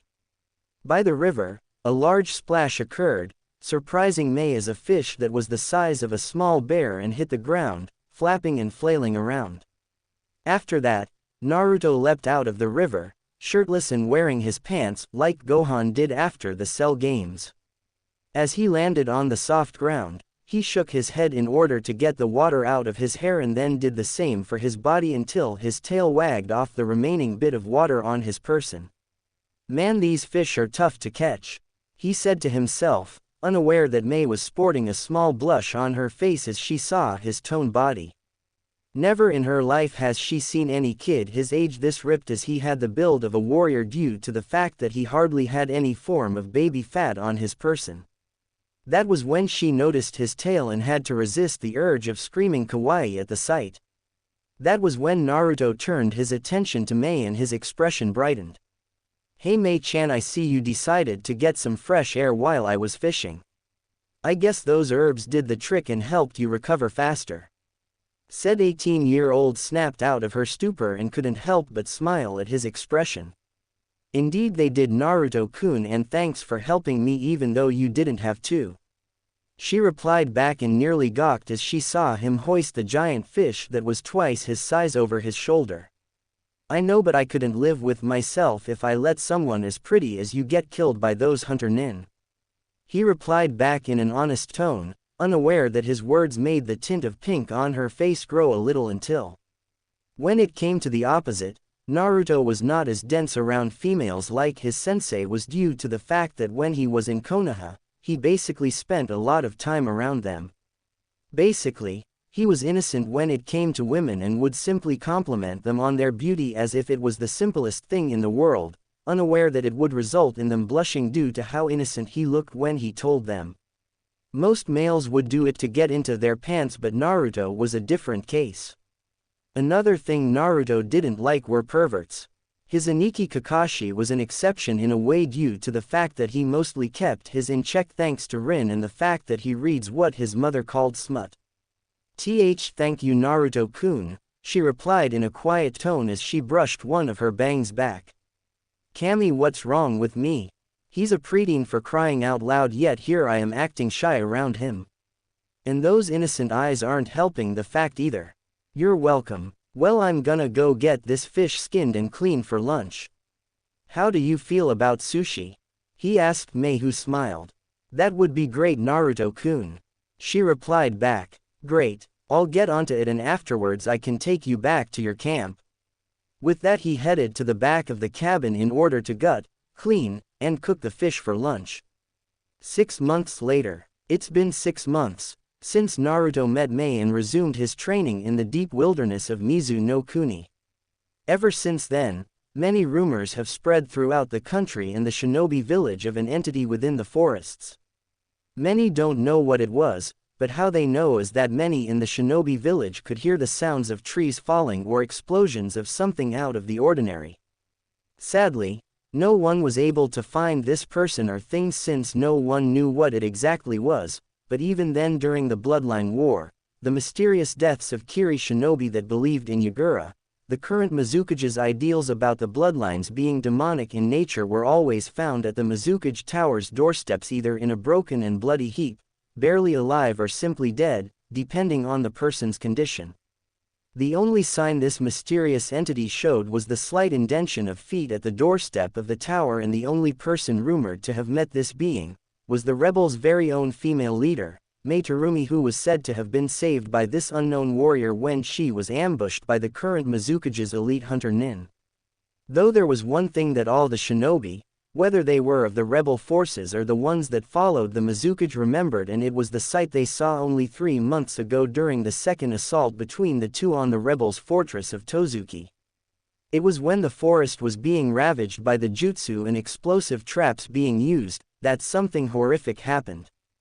Flashback. Fortress of Tozuki. Mei Terumi had just snapped the neck of an Anbu nin that had attempted to attack her blind spot, while her forces were assaulting the fortress.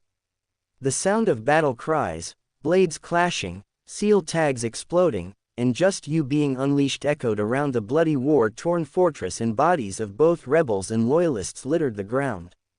Smoke also rose around the area as the battle ensured under the full moon.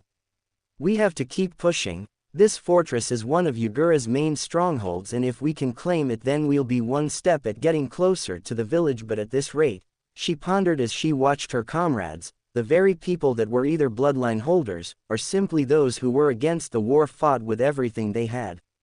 It's gonna take a miracle for this to succeed. I wish Naruto-kun was here. As soon as those words left her train of thought, a deafening roar echoed across area, making all of those that were fighting stop in their tracks and look around. Mei's eyes widened in fear, thinking that it Yagura who was in his Biju form to come assist his army in defending the fortress and was gonna call on her forces to retreat, until she looked up and saw a large hulking figure leap over and land in the middle of the battle, causing the earth to shake violently and for dust to rise into the air. When it cleared, everyone's eyes widened in shock, horror, and fear as they set their eyes on what appeared to be a beast whose height rivaled, if not surpassed, even that of the nine-tailed beasts. It appeared to be a giant monkey-like creature with dark brown fur covering its entire body minus its face, hands, and feet, with large pointed ears, and its long and powerful tail swished around back and forth. It sported a set of wicked-looking canines in its maw, but what mainly freaked them all out was its glowing red eyes. They were basically, in simple terms, primal. More primal than any other animals, and from the way it was growling at the Kiri ninja, it was not happy, and a growl rumbled from the giant ape's throat. Mei stood on a tower, speechless beyond words as she stared at the beast. Her look of fear changed to surprise as she recognized the tail, and the image of a grinning Naruto popped up in her mind. "Naruto," she said quietly before said blonde stood straight up and let out a deafening roar that was so powerful that it shook the ground more than he did when he landed into the area and started to beat his chest. "What the hell is that thing?" one of Yagura's ninja cried out. "Who cares, just kill the monster." With that, the ninja on Yagura's side proceeded to throw countless kunai with explosive tags on them at Naruto and exploded on contact, covering his form in smoke. Some smirked triumphantly, thinking that they killed the beast, but when the smoke cleared, Naruto was unharmed and snarling in annoyance, shocking the ninja to the core, as those explosive tags had enough power to level a large building but didn't even singe its fur. Naruto brought his hand up into the air and brought it down hard, crushing the enemy ninja like flies. He roared in triumph before stomping repeatedly on the ground. As this happened, the rebels decided to be smart and get the hell out of the giant ape's way as he attacked the enemy nin with his hands, feet, and tail, as they tried to use both explosives and jutsu that did little to slow him down. Mei watched the one-sided fight go on, pondering on how Naruto became this giant ape. One of her Kozao appeared next to her, as did Chojuro. "My Kami," was all the man said as he witnessed this slaughter, while Chojuro tried his best not to lose his lunch at the massacre. They then watched as the Saiyan turned ape reared his head back, opening his maw wide and gathering what appeared to be energy into its mouth. Once he gathered enough, with mighty roar, brought his head forwards and fires an energy blast so potent, that it dissolves anything in its path to nothing, while the other ninja watched frozen in horror as the attack descended towards them. When it made contact, an explosion lit up half of the country in a flash of light, causing the place to erupt and generate a shockwave that ripped trees from the ground as well as the earth itself. Mei shielded her eyes from the shining light and the debris, as did Chojuro and Ao. When it cleared, they each saw a crater that was extremely wide and deep, and there was barely nothing left of the fortress or the shinobi guarding it. There's nothing left in that energy. It wasn't chakra or yukai, it was too potent. A stumped Ao stated as he has seen a Amari menacing ball, and what damage it could do, but this made it look like child's play. We better get out of here as well before it spots us, Chojuro suggested as he backed away, only for his heel to tap a rock that fell off the tower they were on and hit the ground.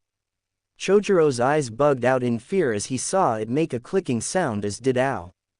"You baka, what have you done?" Ao tried not to scream out. Naruto froze in his tracks and his ears twitched from the sound before turning its head to their direction. Ao and Chojuro paled to the point where they looked like ghosts as the ape growled lowly as his head descended toward the three ninja. Mei did nothing but stare at the form until she stared at Naruto's glowing red eyes. "We're gonna die, I'm sorry Ao-sama," Chojuro whimpered out as they both sweat bullets. That was when Naruto stopped growling and lightly sniffed Mei's form and went from their primal state to a look of curiosity. Mei blinked also as she saw this and slowly reached out, moving her hand to his giant muzzle, making Ao and Chojuro freak out in a comically fashion. That was until she placed her hands on his muzzle, resulting in the ape to growl out softly as she gently rubbed his nose. Naruto sits down, making the earth rumble lightly while wagging his tail in a happy manner, and from their shock was purring. Both Ao and Chojuro felt like they were gonna faint as this behemoth that not too long ago ravaged the fortress, destroying it and the enemy like they were nothing, was now being calmed by their leader of all people, and wondered what was her connection to this beast. Can this beast really be Naruto? Mei wondered as she felt its muzzle vibrate. She then notices that he was trying to growl out something. Mei-chan, was all it said, causing Mei's eyes to widen, and the same went with Ao and Chojuro. It spoke to Mei-sama.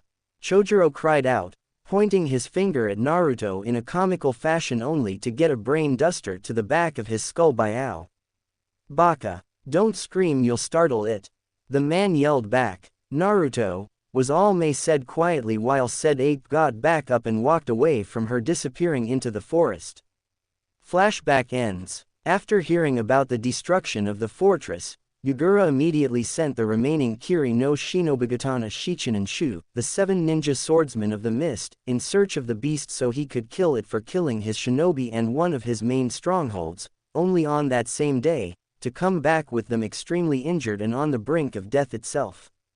One Kisame Hoshigaki, Kurigakure's very own Kurigakure no Kaijin, monster of the hidden mist, quickly fled after the swordsmen reported their failure.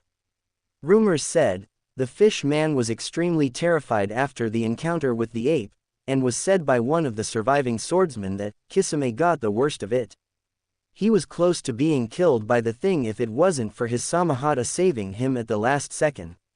Ever since then and on our way back, Kisame was always looking over his shoulder for another attack. But what basically got Kisame scared was the great ape's eyes. They were primal and filled with a rage that would make the Hachibi's rampage look like a carnival ride, and the blue-skinned man downright refused to go after that ape, not caring if his leader would execute him or not, as he never wanted to see that beast or its eyes ever again for as long as he lived. So safe to say, Yugura kept a wary eye for the so-called ape, but still concentrated on the war. Mei though had an entirely different reaction after the events, as she just placed the report down, stood up, and went into the forest issuing orders to her second-in-command that she would be gone for a bit, and didn't want anyone to follow her. No one was able to tell what Mei was thinking that day, and her eyes didn't portray anything when she went into the forest, but it was highly thought she went to meet the ape herself, only to come back with a big smile on her face, and a dazed look in her eyes. Ever since then, despite the best efforts of the rebels asking what happened, all she said was that the ape wouldn't harm them at all and wouldn't be seen again for a while. Still, it made people wary if it ever shown up again, but also they were suspicious of how May was the only one to know the ape, but also the strange entity in the forest. That was another thing. People were beginning to think the entity and the monstrous ape were the same thing. So, when they found no sighting of it before and after May went to find it, they felt extremely relieved. But now, after 6 months of fighting, the rebels were losing their side in the war, and with Yagura pressing on all sides made it hard for them to counterattack. It made it only worse when said Jinchuriki was joining the battle in order to end the war quickly, and it was happening with him having perfect control over his Biju. The Sanbi no Kyodai game, three-tailed giant turtle, made the war tip in his favor. Kurigakure rebels main camp. In the main camp of the Kurigakure's rebel forces, we could see in the main hut was a round table with the inner map of the whole village of Kurigakure within. Around this table was commanders and generals that made up to command the forces. Reaching the end of the table was Mei Terumi, rebel faction's leader, Yoden no Danshingakuin, lava dancing princess, and rumored to be the only link to the strange entity in the forest, and the Biju-sized ape as well. We can't keep hold on our positions with the enemy pushing forward is only making it worse. I agree, and with Yagura on the front lines himself is making it impossible to push back and only watch our men get slaughtered out there.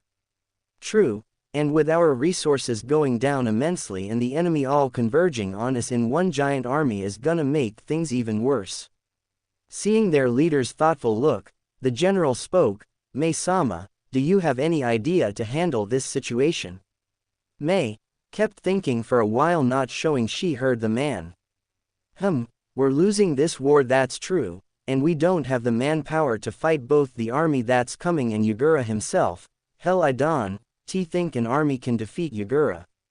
Especially when he uses the chakra of the Sanbi. That's when something important hit her, snapping her head up, alerting the others. Her eyes widen a bit. Maybe, just maybe, he might help us. If he were to help us, I have no doubt we'd win this war. Mei-sama, are you okay? The general asked his leader. Looking at the general with a small smile and a hopeful look in her emerald eyes, she spoke. I think I may know a way to win this war, she spoke, getting shocked looks from them all. Abruptly standing up, the general spoke. What? Why you know a way? He asked. Nodding, she spoke. Yes, but it all depends if he accepts. She said the last part softly before turning towards her commanders. All right, I want you all to go to your posts. I'll explain everything later. First I need to check on something, she said, getting hesitant nods from them all. When they all left, Mei turned toward the window looking into the deep forest of Mizu no Kuni before letting a slip of a smile cross her face. I wonder, will you help me again like you did last time, Suru-kun? She asked herself in a voice filled with hope as she got up and did some hand seals. Kuchio's no jutsu, she said, before a puff of smoke erupted. When it cleared, there before Mei was a small serpentine lizard with wings on its back. Rearing its head up to Mei, it spoke. Is there something you need, Mei-sama? Yes, I want you to go into that forest and find someone for me. Here, this has his scent on it, she said, fishing out a small black cloth. The lizard leaned over and smelt the piece of clothing before looking back at Mei. I got his scent. Is there anything you want me to tell him? Yes, tell him that Mei needs his help greatly, and it's very important that he comes here quickly. That's all I ask of him. This got a nod from the small serpentine lizard before it ran through a hole in the tent and into the forest. Mei watched her summon disappear into the forest before lowering her gaze to the floor as a soft yet longing look came into her eyes. I hope you accept and come. It would be nice to see you again. With that, she turned around and left the tent to prepare her forces for the battle that is to come. One day later, jungle of Kurigakures. Mei's summon came upon the cabin in the jungle and scrambles across the ground quickly as it came upon the front door. Once looking up at the door, the lizard started to scratch on it to get the attention of the person inside. It seemed to work when it heard footsteps coming closer, so when the door opened, the lizard's eyes comically widened at the sight before it. "Hello little one, what is it you need?" Naruto asked as crouches down while the lizard just shook its lead head and spoke. "I'm here on behalf of Mai Terumi. She has asked for your audience, but also said it was very urgent you came," the lizard said, while Naruto tilted his head to the right a bit before chuckling. "Very well, tell her I'll be there shortly and thank you for relaying this to me," he said, which the lizard just nodded before puffing away in a cloud of smoke. When it was gone, Naruto looked into the forest in the direction of the rebel camp.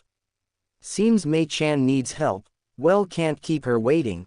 With that he turned around and walked into the house before closing the door, getting his gear.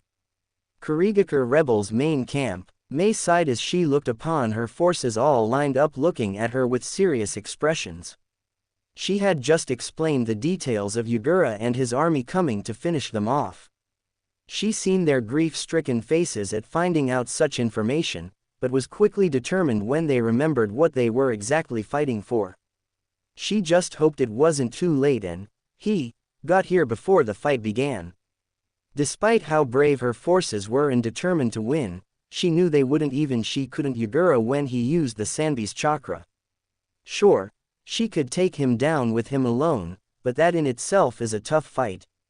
Looking upon her forces once more she spoke, "Now we must prepare for the battle. I want all shinobi at their posts and begin preparations for the enemy."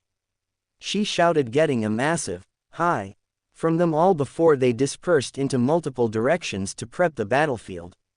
Once they were gone, Mei looked upon the rising sun and was already seeing the slight formations of the enemy coming. Sighing, she let her thoughts go back to him. "Naruto, I wish you were here," she softly uttered, praying to Kami that he would come to their aid. "I am here, Mayheim." The said rebel leader stood shocked still before turning around to find the owner of the voice. Only for her eyes to widen and a big smile come upon her face for the person in front of her. It was none other than Naruto himself, and strapped to his back was his katana while his staff was in a small scroll, as well as several smaller ones that were attached to his sash. Swaying behind him was his tail, and he had his grew out to where it was now shoulder length and had it tied back into a low ponytail, like how Gohan's was when he trained in the hyperbolic time chamber. He had black bandage wrapped around his arms and stopped near his elbows, like how Rock Lee wears his, and also wore his black martial arts gi with his martial arts shoes. The only difference was the fact that Naruto had grown a lot taller during these last 6 months and was close to matching Mei's height. She then walked over to Naruto and hugged him while he returned it. Looking at Naruto, Mei let a small blush come upon her face before speaking. I didn't think you would make it in time," she admitted, while Naruto just chuckled. "Yeah, sorry I'm a bit, I had some last-minute things to take care of," he said, breaking the hug, making Mei pout, which got another chuckle from the Saiyan. Putting up a serious expression, Naruto spoke, "Now, Mei-chan, what is it you needed to speak to me about?" he asked, and Mei just remembered the fast-approaching army coming, which made her eyes take a serious look in them. This made Naruto blink a bit. It was quite rare for Mei to become so serious in front of him. "Naruto-kun, you know of the war we've been fighting?" she asked, which made Naruto nod. He's known about the war since he's partaken in a few of those battles when they came near the forest. Of course he wouldn't be there long just so he could help the rebels fight back. "Yeah, I know of it, but what does that got to do with anything?" he said curiously. Mei just looked down at the ground before doing something very surprising.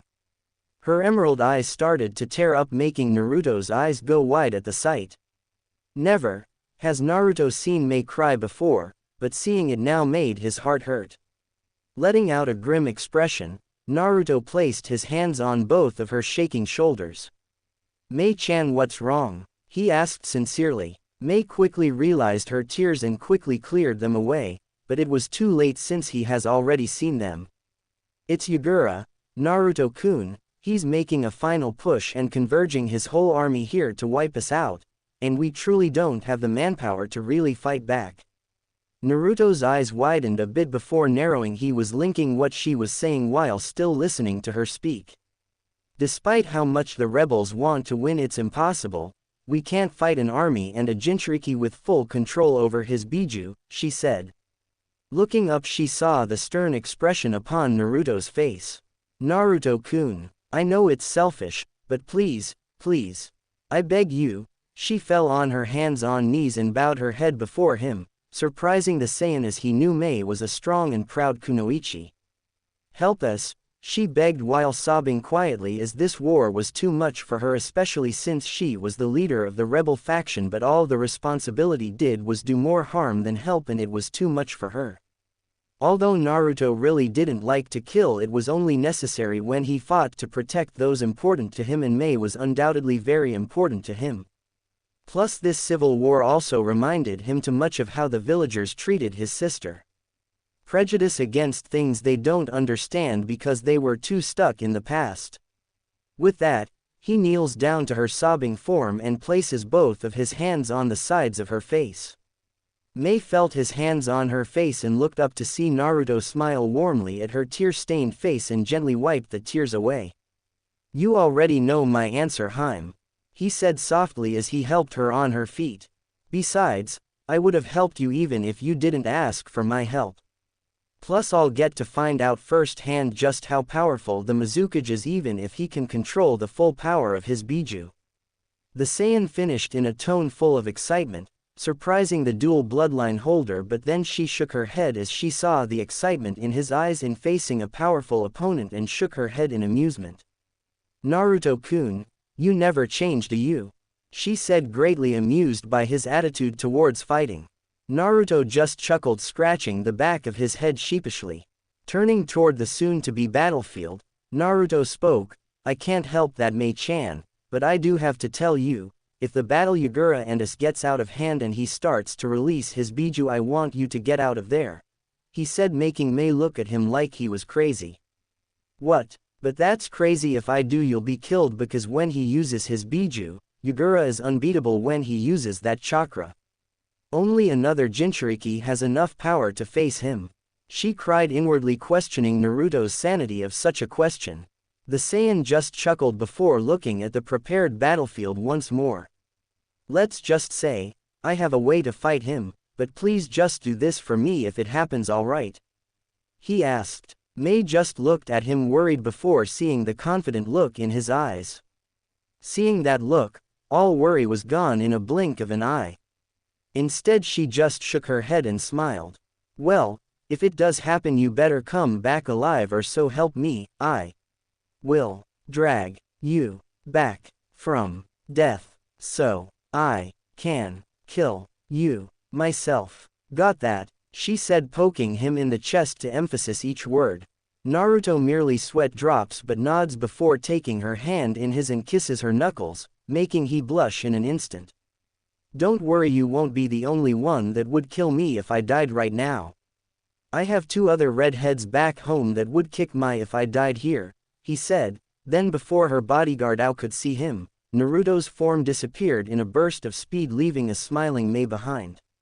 1 hour later, battlefield. Upon the cratered and broken battlefield was 2 armies on different sides. On one side you had the Mizukage Yagura and his army fighting for the ideal Kurigakure and killing off all bloodlines within their village. On the other, you had Terumi Mei, leader of the rebel faction, which fought for not just their people, but also the bloodline's survival. The first wave of Yagura's army was already decimated by traps set up by Mei's forces, but already after fighting the massive forces of Yagura's army after only an hour was taking its toll on them. Upon this field of bloodshed was Yagura Jinchuriki of the Sanbian current Mizukage. In front of him was Mei Terumi, rebel leader and current bloodline user of the Yoden and Futen lava and boil release. Glaring, Mei looked around to see her forces engaging Yagura's own. Mei, why do you continue to fight back? You're the only ninja I respect, even if you have one of those accursed bloodlines, questioned Yagura as Mei looked back at him with a glare. I fight for not only Kurigakure, but for the safety of the children with bloodlines. Because of you, families were separated, slaughtered or just plain butchered. I'm fighting to stop that and bring Kurigakure back to what it used to be. She answered back, getting a glare from the cage. How foolish of you, then you shall die with your own demonic kin, Mei. Screamed the crazed cage. Mei stood guard as Yugura charged at her, leaving behind dust in his wake. He was almost upon her form until a blur struck him right across the face and sent him flying in the air and crashing into the ground hard, causing a cloud of dust to erupt into the air and the ground to slightly shake. Mei blinked before looking ahead to see Naruto smiling at her with a wave with his right leg up, showing he was the one to have kicked Yugura. Hey Mei-chan, sorry I'm late, I got lost on the road of life. He said, gaining a twitch of an eyebrow from Mei. While back in Konoha, the copy ninja Kakashi Hatake sneezed hard, wondering who was talking about him.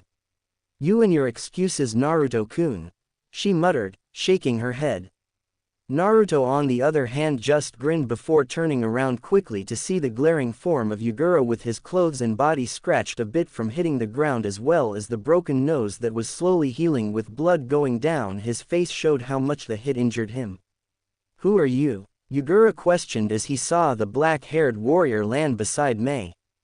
Who am I, you ask? Just your average 12-year-old with a monkey tail. Naruto answered back with a toothy grin and his tail swaying behind him. Yugura's eyes widened as he saw the appendage sway back and forth and narrowed his eyes at the new opponent. So all this time another accursed bloodline holder was hiding in my country. You must be the so-called entity of the forest who has been aiding these scum. Yugura stated as Naruto rolled his shoulders in order to get the kink out. Sheesh, what an attitude. So what if I was born with a tail? I happen to like it and it attracts a lot of good attention. Naruto stated with a grin on his face before he narrowed his eyes in a serious fashion, surprising Yugura as the playful demeanor changed into one of a warrior by the next second. I came here to help Mei-chan and end this senseless war. Yugura on the other hand looked irked. Senseless? I am purifying my lands by ridding them of these accursed bloodlines. People like her are the reasons why we always go to war. Clans with bloodlines are nothing but a cancer that needs to be cleansed, and that is what I'm doing. Naruto on the other hand clenches his fists at his proclamation and scowls. Purifying? You call a mass genocide a good cause? All you've done is destroy your home and the lives of those who are innocent and had nothing to do with this war. All this destruction over nothing is not right. You call my cause nothing? Foolish boy, I don't have to explain my reasons to you or anyone, as the only thing awaiting you and that wench and those rebels is death. He growled as his chakra flared. Fine then, if reason won't make you understand then my fists will. Naruto said, and with that, a blue flaming aura flared around his body, making chunks of earth rise around him. A form of curiosity appeared in Yugura's eyes as he could actually see this. Chakra. It didn't feel like chakra or yukai, so what exactly was this energy, he wondered. So the time for talk is over. Well then boy, show me exactly just how powerful you are. Yugura challenged. Trust me, you won't be disappointed. Naruto remarked before vanishing in a blur, surprising both Yugura and Mei, as that was pure speed, meaning there was no chakra in his movements. The next thing that happened was Yugura's head jerking back from a vicious right hook to the jaw, making his eyes glaze over from the impact and stumble back a little. He then hunched over as Naruto drove his fist into his gut, making him spit up before being assaulted by a series of several punches to the sternum.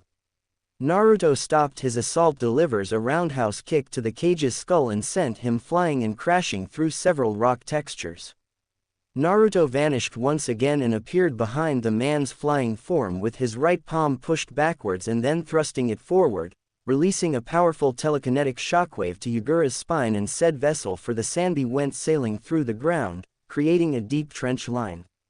Mei was gobsmacked at what just happened and her eyes bugged out when she saw him hover into the air. Naruto on the other hand remained focused and knew this was far from and didn't drop his guard for even a second. Come on Yagura, I know those love taps couldn't have taken you out so easily. He said quietly until from the smoke several large water bullets flew out and headed straight for Naruto. Said black-haired warrior dodged and weaved through the attacks until one of the larger ones hit him directly in the chest and sent him crashing into the ground. Naruto. Mei went after his fallen form, and as she approached him, he was sprawled out on the ground shaking the cobwebs out of his head before flipping back onto his feet. Ow, man, that smarts, Naruto cried out as he held his throbbing chest for a few seconds before shaking it off. Those water bullets were no joke. A normal person, even if they were a ninja, would have been seriously injured. That was when a smirk formed on his face. I guess he's a cage for a reason. I've got to be more careful and not slip up or I'm done for. Not bad boy, but not good enough, Yagura stated before going through a series of 50 hand seals at a fast pace before adding chakra into his lungs. Sweeten. Sweryuden water release. Water dragon bullet. He instantly shot a large torrent of water from his mouth, and it took the form of a roaring water dragon with glowing yellow eyes and ascended towards the two. Mei clapped his hands together as the dragon made its way towards them. Naruto, get behind me, she ordered, which he did while her cheeks expand a little. Yoden. Maguma Dongan, lava release, magma bullet. She then shot out several large lava bullets at her foe, who did a ram seal in one hand. Sweeten. Sushoha water release. Water shockwave. This time Yagura shot out an even larger torrent of water that cancelled out Mei's technique and rushed at them. Damn it, I can't counter that in time. Mei cursed as the large wave of water loomed over them and was ready to crush them both until Naruto appeared behind her and wrapped one arm around her before taking off into the air as the water crashed in their location.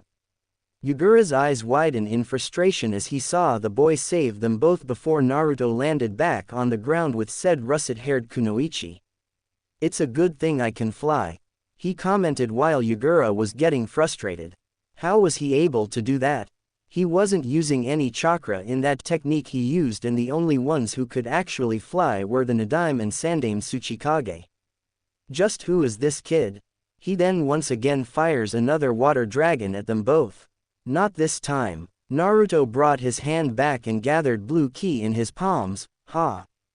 He brought them forward and fired an energy blast at the dragon. The water dragon engulfed the blast, but then it expanded and exploded into water, making it spray everywhere, much to Yagura's shock. Impossible, how did he? He didn't get to finish as he was struck in the side of the face by an aerial high kick to the side of his face, making him stumble back a little. He snapped out of his daze before his senses put him on high alert and brought his right arm up to block another attack, but Naruto broke through and delivered a palm strike to his jaw before spinning around his back and delivering a reversal spin kick to his spine and sent him flying across the battlefield and crashing into a large rock texture that fell over and buried the cage in the rubble. Mei, on the other hand, remained stumped and flabbergasted as she saw Naruto smack the man around like he was a genin. Naruto landed back onto the ground, remaining in his fighting stance and with a focused look on his face. Said russet-haired female appeared beside him. It's not over, she replied, getting a nod from him. You think the only thing I did was piss him off, and I'm pretty positive he's not gonna be in a happy mood. Naruto didn't know how right he was because the rubble erupted into nothing and murderous intent and Yukai filled the area, making the rebels feel the intent and look fearful. A bead of sweat fell from Mei's brow as she saw a pissed-off Yagura snarl at them with glowing eyes while a greenish-blue demonic cloak with 3 swaying tails swayed behind him as his injuries healed up. You're dead, boy, he growled out, you hear me? You're dead. He released a roar that shook the area, causing a shockwave to blow around the area, making rocks and other debris scatter about. Mei, you need to clear out, Naruto informed her. She wanted to protest it, but the look in his eyes showed no form of joking and remembered what he said back then. She didn't want to leave him alone to fight this monster, but she knew good and well she was no match for Yagura when he used his Biju powers and let out a relented sigh. I know, and Naruto, said Saiyan turned his head only to have Mei catch his lips in hers, making his eyes widen before he returned it, and they pulled away from each other while said woman had a small blush on her face. Good luck, she informed him before she shunshins out of the way. Naruto then vanishes and appears before a pissed off Yagura's form. You may have gotten lucky earlier boy, but now you're gonna know the true meaning of fear before I send you into oblivion. Oh really? Well, let me tell you Yagura, this whole time I wasn't even taking you seriously. Naruto commented with a smirk on his face, and Yagura's eyes widened a little. You're bluffing, there's no way a mere human could have the strength to rival a Jinchuriki's, it's impossible. Says you, and what makes you think I'm human? A small smile grew on his face as he gets into a fighting stance. It doesn't matter if you're human, demon, or just a freak of nature, you're still going to die. He vanished from his spot and appeared behind Naruto with his fist raised and brings it down. Naruto vanished as Yagura punched the ground and created a large crater, kicking up rocks and dust. Naruto appeared on a rock texture in a crouching position before getting up and firing a barrage of ki blasts at Yagura. Said Cage turned his head and saw the incoming blasts before sprinting across the field, avoiding the blasts and heading towards his prey, so he thinks. He punches his arm forward, causing a ethereal arm to extend and head straight for Naruto. The young Saiyan saw it and then extends his hand out, forming a yellow ball in his hand, and then it starts to flatten and take the form of a rotating energy disc and rears his arm back. Destructo disc. With that, Naruto throws the disc at the arm. As soon as the attacks collided, the disc simply cuts through the ethereal hand like a hot knife through butter. Yagura's eyes widened as he saw the technique cut through the outstretched chakra arm, so he cancelled out the attack and was forced to avoid the deadly energy attack unless he wanted to get his head lopped off, but the bypassing attack did leave a nasty gash on his left cheek while the disc cut down several trees and boulders before dissipating. This is madness. His attack cut through my cloak as if it was nothing. That was pure Yukai that I use, and he just, damn it. Damn you boy, I swear if it's the last thing I do I'll kill you. Yagura bellowed as he got on all fours and snarled at the young Saiyan. His cloak flared up and he unleashed several chakra claws at Naruto, who basically used his reflexes and ki blasts to either dodge or destroy the ethereal hands, infuriating the cage of Kiri. Hold still you freak. That was when Naruto vanished in a blur of pure speed before appearing under Yagura with both palms in front of his cloak. Yagura's eyes widened at the boy's speed, wondering how he was able to easily dodge the attacks of a cage. Let's test the limit of your cloak, shall we? Naruto asked as blue ki gathered in both of his hands and formed into orbs and afterwards joined together to create a larger energy sphere. Yagura's eyes widened as he realized what Naruto was gonna do. No, stop you foolish brat, he didn't get to finish because Naruto let out a battle cry and fired. The ki sphere pressed against Yagura's cloaked body, making his feet skid back against the dirt as he tried to stand his ground. The blast pushed outwards as Naruto was surrounded by a flaming blue aura. With one final push, Naruto poured more energy into the attack and Yagura was sent flying across the battlefield. He was blasted through the front gate of the village and into the evacuated land, before an explosion occurred and smoke in the form of a mushroom rose into the air. Oh man, it's a good thing the village was evacuated. I have to be more careful and not let my instincts get me like that. Naruto replied before taking off into the air and towards his opponent. Meanwhile, watching the battle from afar were Mei and her second-in-command Ao, who both were wide-eyed and their jaws hung from the ground, as did the rebels who witnessed the attack from earlier. My Kami Mei-sama, where did you find that kid? The patch-wearing man asked his leader, who remained speechless as she saw the magnitude of his attack and was glad he was on their side. Smiling, she spoke proudly, that's a secret, Ao. Sidelines of the battlefield. Good God, that kid's beating Yagura down like a rag doll. Said the amazed words of a rebel shinobi. I know what you mean, and even in his cloaked form the kid is still beating him. Another one said, awed at the fight before him. That kid is so cute, said a female shinobi who had hearts in her eyes, which made the other two just sigh. Naruto was flying through the village before landing on top of a tower and searching the area for his foe. His energy signature has weakened greatly and it's only a matter of time before he didn't get to finish because the ground underneath him rumbled and shook violently, startling the young Saiyan. Oh man, that's not Yagura who's causing this, that was when the ground erupted, causing debris and dust to shoot out everywhere while Naruto covered his eyes before looking up and staring at none other than the Sanbi no Kyodai game, three-tailed Gion turtle. The three tails primarily resembles a turtle, but with a crab-like shell, and three shrimp-like tails. It has a pair of human arms and hands, but no hind legs. Its right eye is constantly closed, indicating some sort of injury, and because of this, it is particularly vulnerable to attacks directed at its right eye. Wow, so this is the Sanbi. Funny, I didn't expect you to be this ugly, Naruto remarked while the creature stared down at the black-haired warrior before growling in a low manner. Its one eye glared murderously at him, while its three giant tails swished around him, crushing and sweeping buildings around it like nothing. Many were now horrified, whether they are enemy or ally. To face a Biju was just asking for a slaughter. Mei and Ao, "Oh Kami, help us all," Ao stated, looking upon the fully formed Sanbi of legend. Its giant form crushing much of the village already.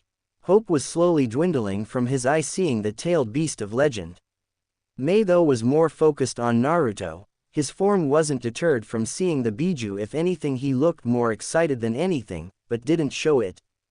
But she knew he was excited, she's known him long enough to read him enough to know that much. That's why right now, she was more curious than fearful for what was going to happen now. Good luck, Naruto-kun. Wow, this beast's chakra levels are incredible. If this is how strong a three-tailed Biju is, I can only imagine how strong Kyuubi could be. She could easily mop the floor with this clown. A grim expression formed on his face as he rose into the air and stared down at the giant turtle. At this rate there won't be a village to go back to. I really didn't want to use that yet since I'm still learning how to maintain it. He sighs in annoyance and brushes his hair back a little. What choice do I have? I know Goku-sensei said to not use it unless the situation was dire, but this would be one of those times. He then got into a horse stance once again and started to gather his power. He grits his teeth as his hair rises once more, but this time, it takes on an even spikier appearance. The skies start to darken and thunder clouds cackle around the area. As the sky rumbled, flashes of lightning rained from the heavens and the ground started to rumble. With Mei-sama, what's going on? Ao asked as he tried to get his footing in check. I don't know, but for some reason I know this is our Ali's doing. She answered before dashing towards the village gate. Wait, Mei-sama, Ao shouted as he went to join her, as did Chojuro. With Naruto. Naruto growled lowly as his power continued to rise. From underneath his form, chunks of rock, buildings, and other debris rose into the air and the earth split from the weight of his power. His muscles flexed from the power increase and bursts of yellow static shot around his body. That was when his hair flashed a golden color before returning to its basic color. The thunder claps became even louder as Naruto's power level kept rising. After a few minutes, Naruto reaches his max in his normal state before he reared his head back. Gra hhhhhhh. That was when he released one final cry and a golden flaming ki aura flared around his body. Due to the release of his new power, the ruined buildings around him tumbled over and collapsed. The flare caused the entire area around him to coat the gloomy village in a bright light. Naruto's appearance completely changed. Now his hair was spiked upwards, minus the bangs, and took on a golden color, as where his clothing was a lighter shade, appearing to be a light gray color, and the same with his complexion being a little lighter than normal and the slight increase in muscle.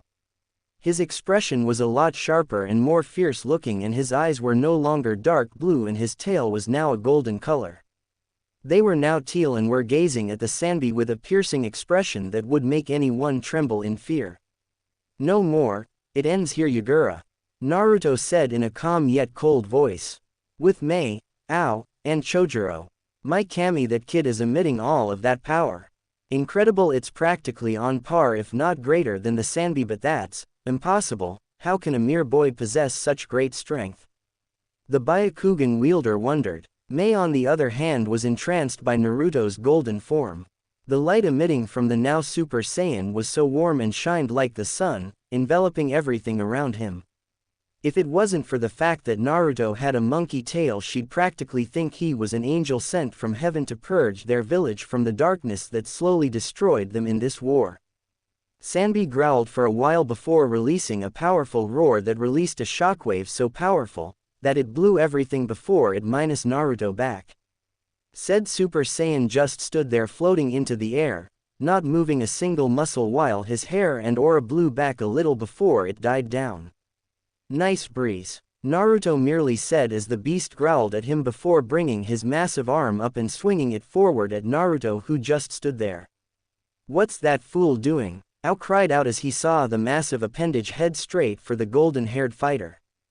Naruto brought his left arm up to the side as the appendage went right at him, and when it struck, nothing happened as he simply blocked the attack with his arm while the ground underneath him rumbled. Both Ao's and Chojiro's eyes bug out in a comically fashion and their jaws hung down. Did he just? Chojiro started to say. He did. He stopped Sanbi's arm with his wrist. Ao finished. My turn, Naruto said as he brought his palm in front of the Sanbi's face. He then fires a powerful Ki, spirit cannon, blast that sends the massive creature flying backward, and the after effects level the demolished buildings and roads in the village. The Sanbi crashes through several large buildings before tumbling onto the ground, kicking up dust and debris.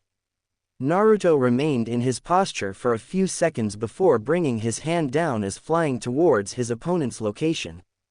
The giant turtle rose from the rubble roaring in frustration before throwing a large chunk of rock at Naruto. Said Saiyan vanished in a blur before reappearing again and fires a ki blast at the second boulder, demolishing it.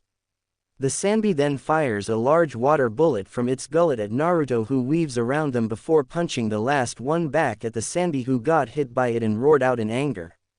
Naruto appeared over his head with his right leg up before descending and striking it directly in the head with a powerful heel drop kick and practically cracked the shell on tops of its head and crashed headfirst into the ground. This has gone on for too long.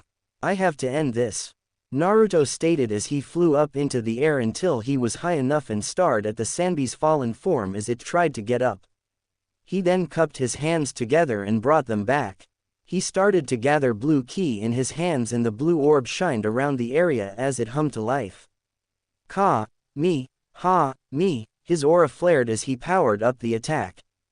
Ha, he shouted as he thrusts his hands forward and shoots out a streaming, powerful light blue beam of energy downwards at the Sanbi, who looks up to see the beam head right for him. The technique crashes down and engulfs the beast in a dome of light while said Biju roared out in pain as the attack tore through his body until a great explosion occurred, sending a shockwave that made every form of debris scatter everywhere. Mei, Ao and Chojiro were forced to cover their faces with the attack and add chakra to their feet in order to cling onto the top of the gate. Naruto watched as the flash died down and smoke rose from the very deep and large crater his attack caused.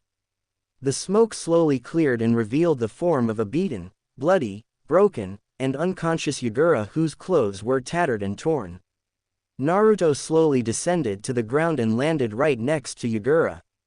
Looking down at his form for a few seconds before looking up to see the clouds clear up and the sun to shine down on the very village that covered in darkness but thanks to Naruto was now basking in the light.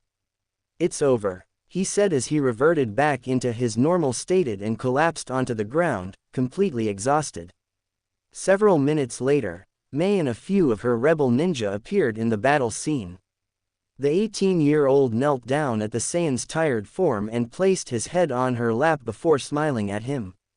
Naruto looked back up at her with tired eyes and smiled weakly, giving her a thumbs up and chuckling. Congratulations Mayheim, you, guys, won, he finished before passing out with a smile on his face. She couldn't help but chuckle at his antic before tears of happiness fell down her cheek and landed on Naruto's. Thank you Naruto-kun, thank you for bringing our war-torn lands back into the light. She thanked to the young Saiyan as the sun rays shined down on his face. Today was the day that Naruto Uzumaki Namikaze, descendant of the legendary Saiyan Goku, had made his first mark as the future guardian of this world.